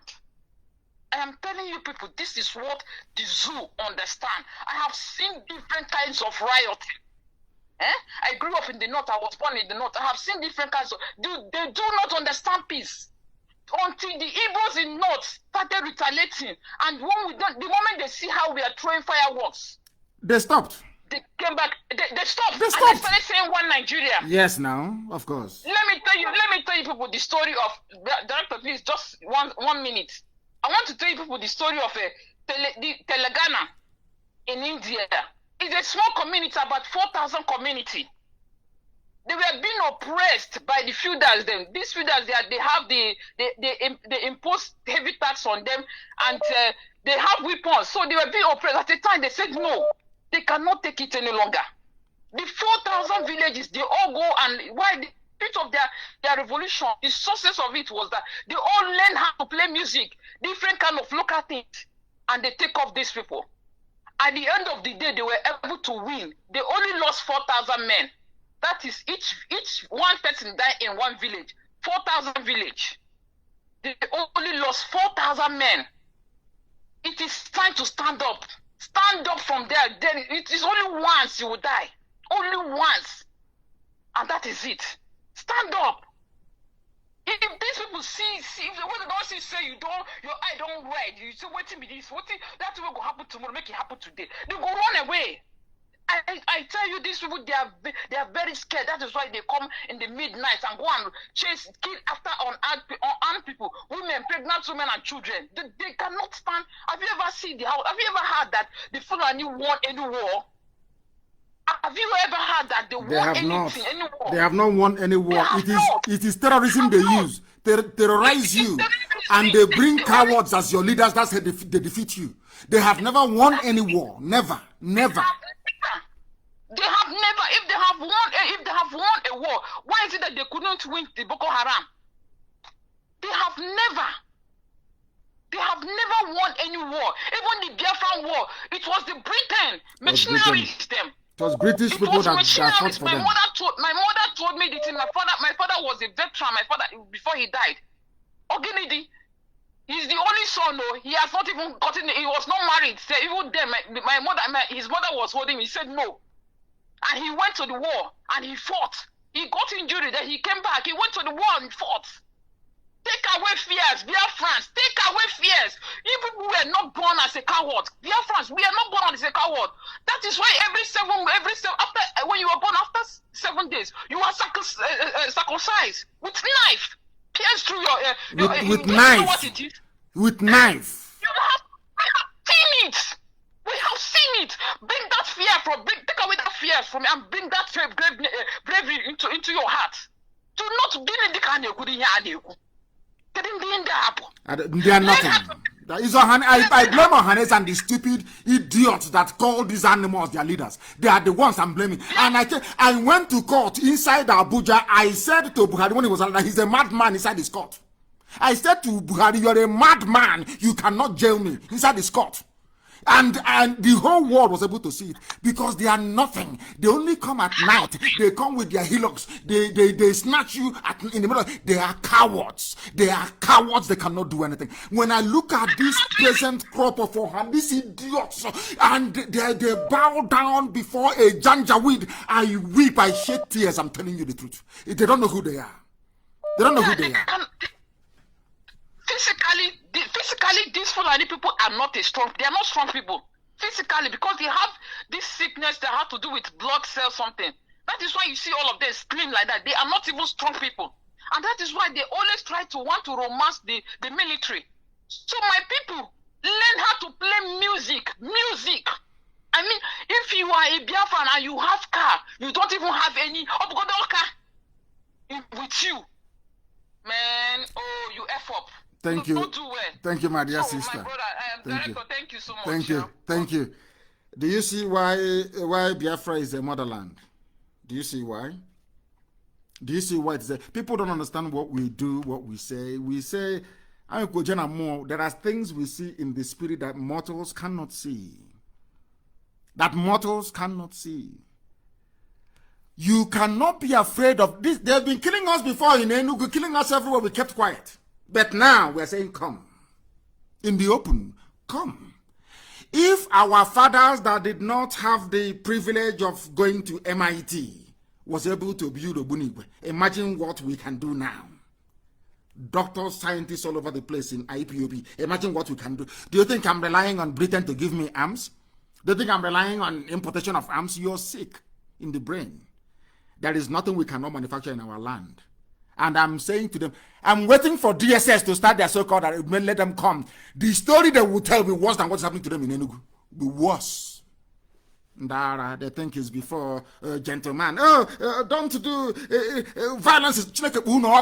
Violence is not good, but you are there. Full on violence and terrorism in my village, killing every blessed day. But you are asking me to preach. Any idiot that comes to me to preach, God will punish all of you idiots. When Fulani brings their terrorism and their violence, you don't say a word.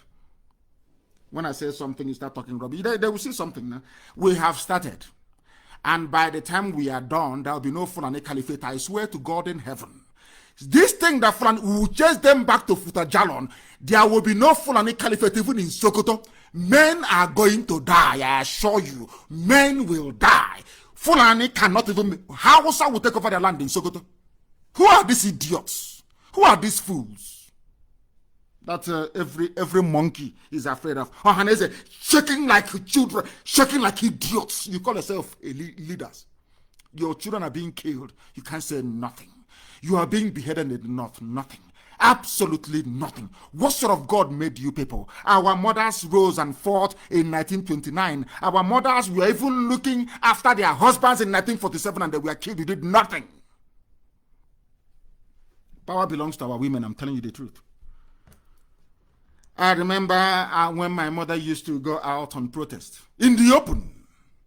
All these idiotic governors will call her, she tell them to get out, don't come here. I remember when Osita Kali came to my house with his entourage. My mother said, I don't want any army or police here in my compound with their guns. Then chase all of them away from my compound. Mad people everywhere. They don't know who we are. They think we're going back. I love it. When we started, they say, they are miscreants. They are touts. They want money. Give them money and they will go away. And they have come to scam over the years. And they are feeling the heat gently. Gently, then they now understand how serious, how determined, how dedicated we are. They now know. And as I said to somebody, it's just like losing virginity. It never comes back. Once you force us to go this route, there is no return. They know that very well. They know that very, very well. Our sister, thank you very much for that. I hope our men can understand.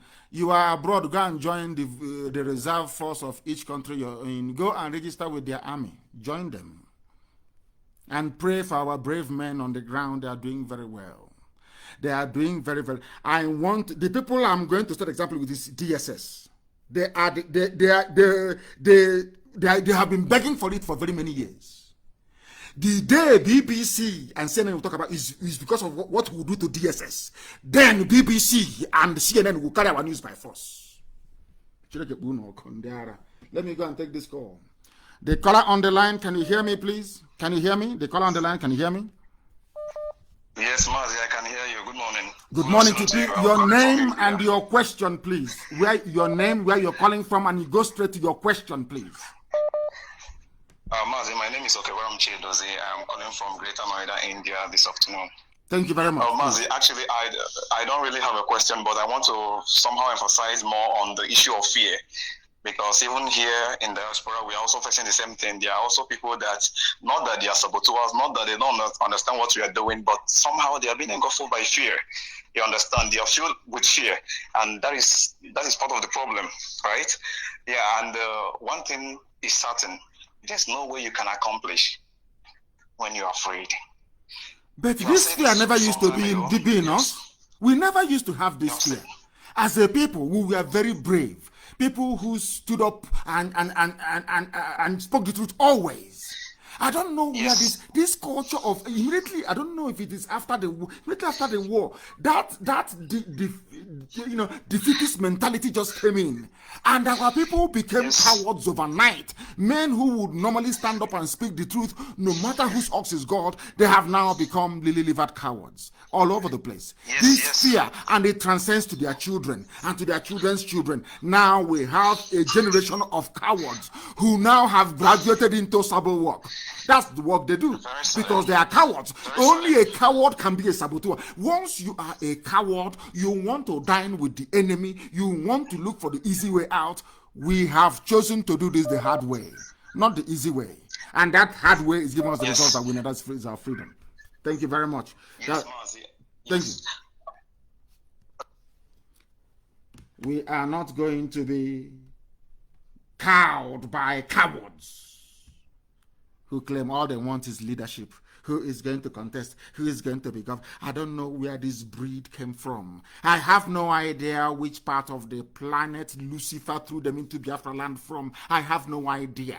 These bunch of idiots everywhere, both in the diaspora and at home. Idiots and cowards.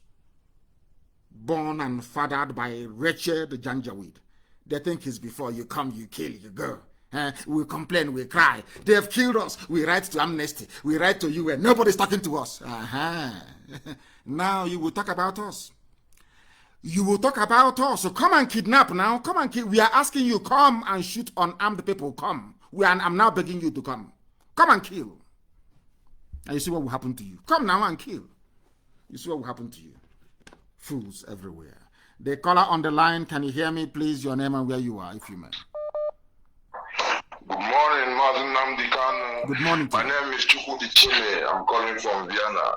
From Vienna, thank you very much. Please go ahead.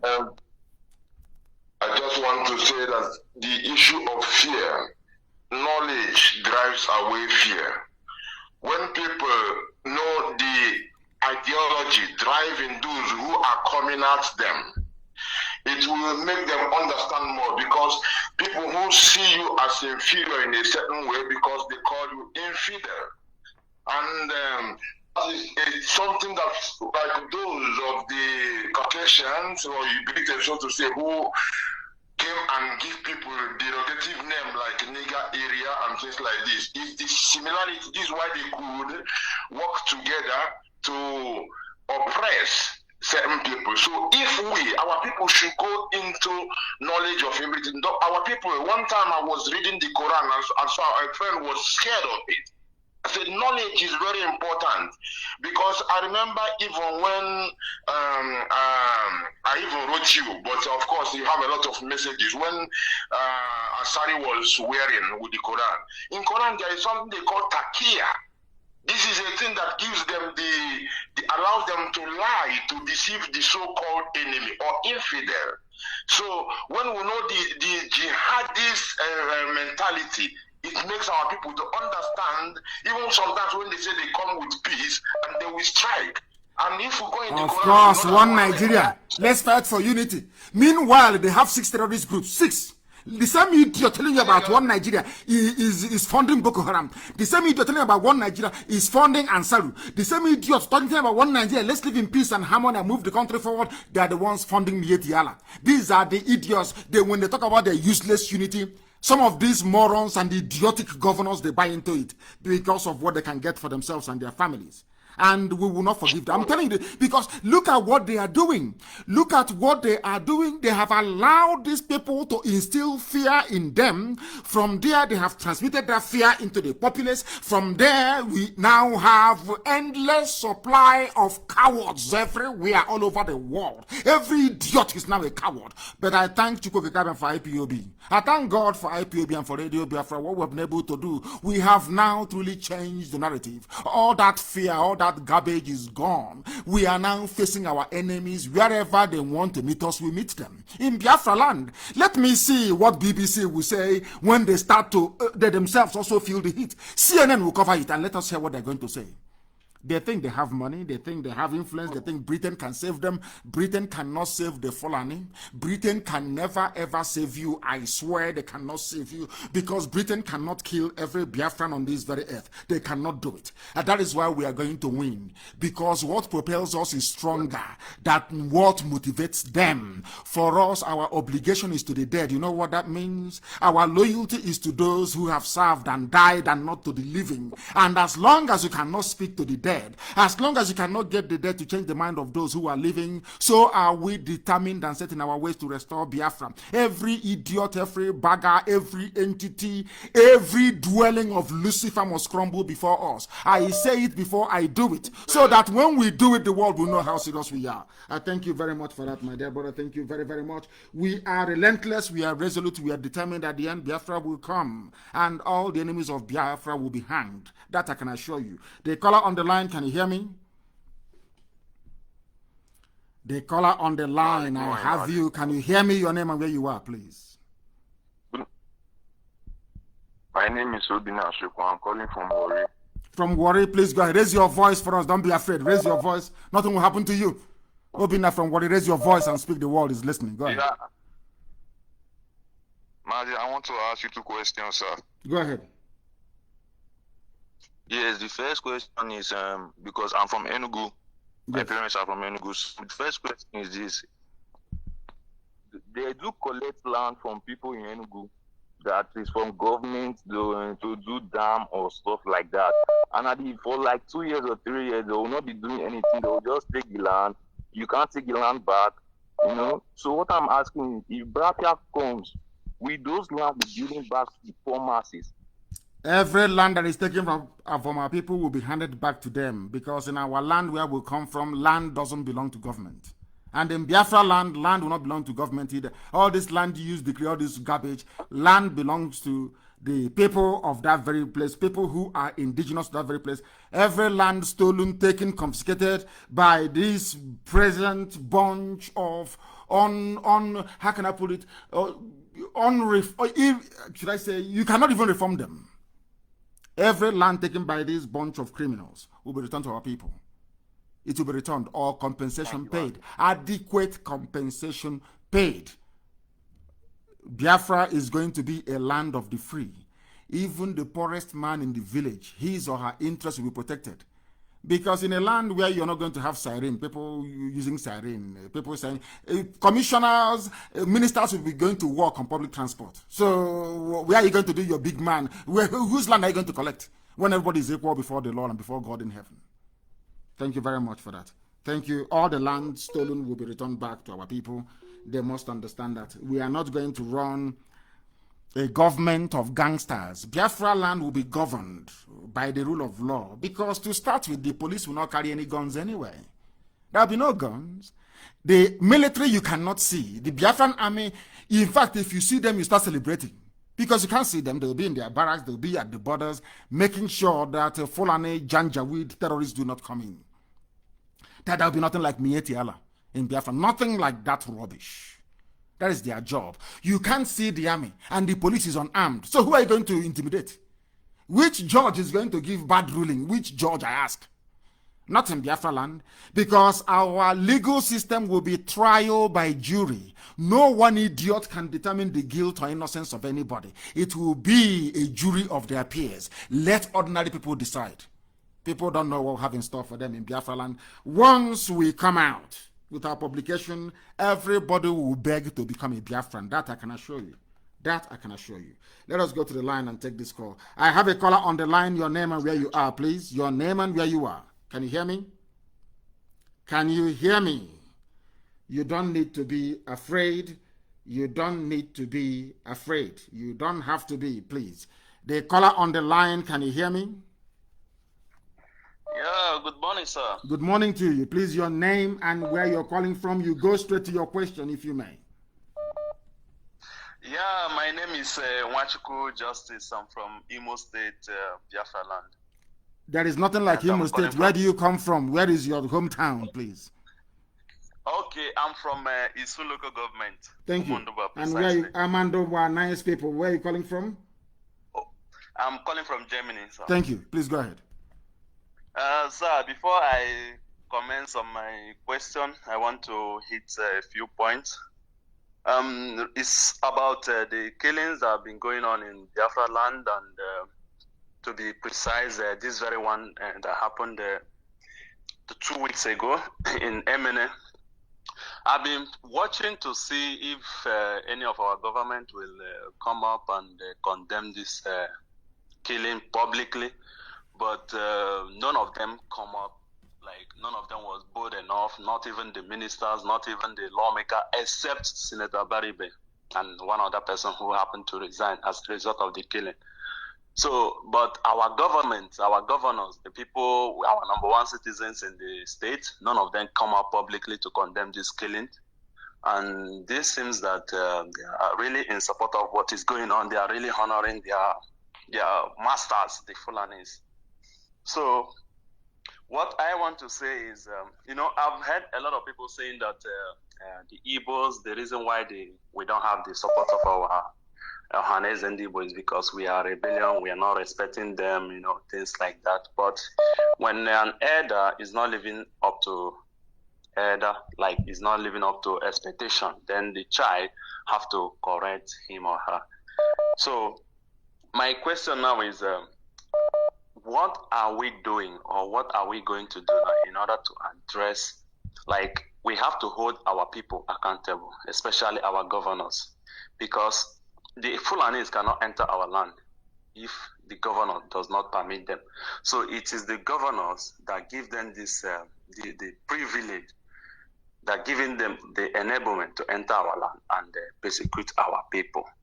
And, there was something that happened years ago in Russia when, I think a week to the eve of a Russian election, there was something President Putin said when he was unveiling his new arsenal. He made a comment that they have been calling the attention of the global to see them as a global power also, but nobody wants to listen to them. But now that they have to listen. You know why? Because he have adopted a new strategy. He unveiled new weapon. And this very weapon caught the attention of the world. Everybody was scared. Even America. Now everybody were not talking about Russia. Now they are listening to Russia. So what I'm saying is, in essence, is what are we going to do? Because we need to hold these people accountable. So in doing this, we need to strategize. We need to bring out a resolution how to go after this, our government, how to make them to pay for everything they did to our people. Because we can't just sit down and allow them to run the government, run our land the way they want it, just the way the Fulani pleases. Because if you ask me, I'm not blaming the Fulanis. Because if I blame, my dear brother, please, your 2 minutes is up. I blame our people. I'm not blaming any Fulani. I blame Fulani when they use their army uniform and police uniform to come and kill, and hope that Britain will cover up for them as usual. I blame the cowards in our midst, people who no longer speak the truth, people who are afraid of speaking the truth. They are the reason why the so-called leadership, the so-called political class, why they are in the pockets of the Fulani. And as somebody have said, that all these politicians you have, the citizen of Abaribe, they are all Fulani cows, because it's only cow that Fulani can control. They're all Fulani cows in government houses. And people support them. Some people follow them. And why they do, I have no idea. Of course, it's because of that same climate and culture of fear. That culture of fear. So if we don't get Biafra now, when they give birth to children, by the next generation, you have more cowards than real brave Biafrans. And that will be the end of us. And we can't allow that to happen. We can never, ever allow that to happen. A country full of cowards. It can't happen. Not whilst we have come. And as we have said to them, write down what I'm saying this morning.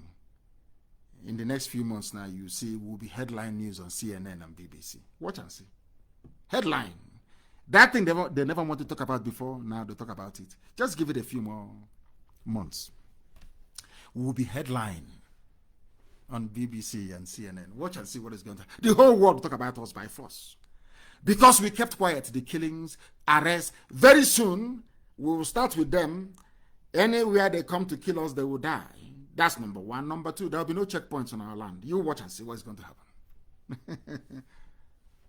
And there will be no armed robbery and no kidnapping. If you're caught doing armed robbery or kidnapping, you will go down. I'm telling you, we are going to remove their useless checkpoints. Not because people can start doing armed robbery. And as I told you, in Oba today, is there any cultism in Oba anymore? Is there any cultism in Oba? None. The same way I should say that one day, you will see there will be no more Sabo. We will set an example with only one saboteur, and the rest will learn. So all of you should be prepared, because there will be international condemnation and there will be pressure. All of you should be prepared for what is to come. Not use people say, hey, go ahead, we are with you, we are with you. When the heat, starts coming from the enemy camp, then you back out. No. If you're saying we should go, you are with us all the way through. Because the world will complain about us. But you need to be mentally strong. Remember the 5 million they killed. Remember how they killed our mothers in 1929, how in 1947 they killed us. Remember Akaloka that they beheaded in the north. Remember all those that have died. Remember those massacred at Mpo. Remember all the dead. Remember the 28 that died in my house. You must remember all these people. Because the pressure will come for some of you to resist what we are doing. But if you stand very strong, we have won. Only the Fulanis have 6 terrorist groups, only them. And they are ruling the zoo. And the world hasn't collapsed. They are not condemning the Fulani. So we must be very, very strong mentally for what is to come. And one day we shall hunt Sabo down. Even if you're living in Sabongeri, Sabo in Sabongeri will hunt you down. Wherever you are, will hunt you down. This nonsense is enough. Enough is enough. I thank all of you who have called this morning, especially our mothers who called, and our brothers from everywhere. All of you, your suggestions, your ideas are welcome. And I believe that most people are saying that this morning's program has been very, very illuminating, very exciting, and very, very educative. And we hope to keep it that way going forward. That is why, for those who don't understand what we are doing, Biafra is just another agitation. But we know what we are doing. we know that Nigeria never existed, that only a fool can call him or herself a Nigerian. People who are psychologically, mentally inferior. People who think that only a white man can bring source of knowledge and enlightenment to them. To those idiots, we are saying to us that Biafra is a religion. And here on Radio Biafra is where we worship, because Elohim Chukwu Okike Abiyama Pụrụ Ime Ihe Niile is our God until Sunday evening, because I'm coming live on air on Sunday evening. Until then, from me, from here,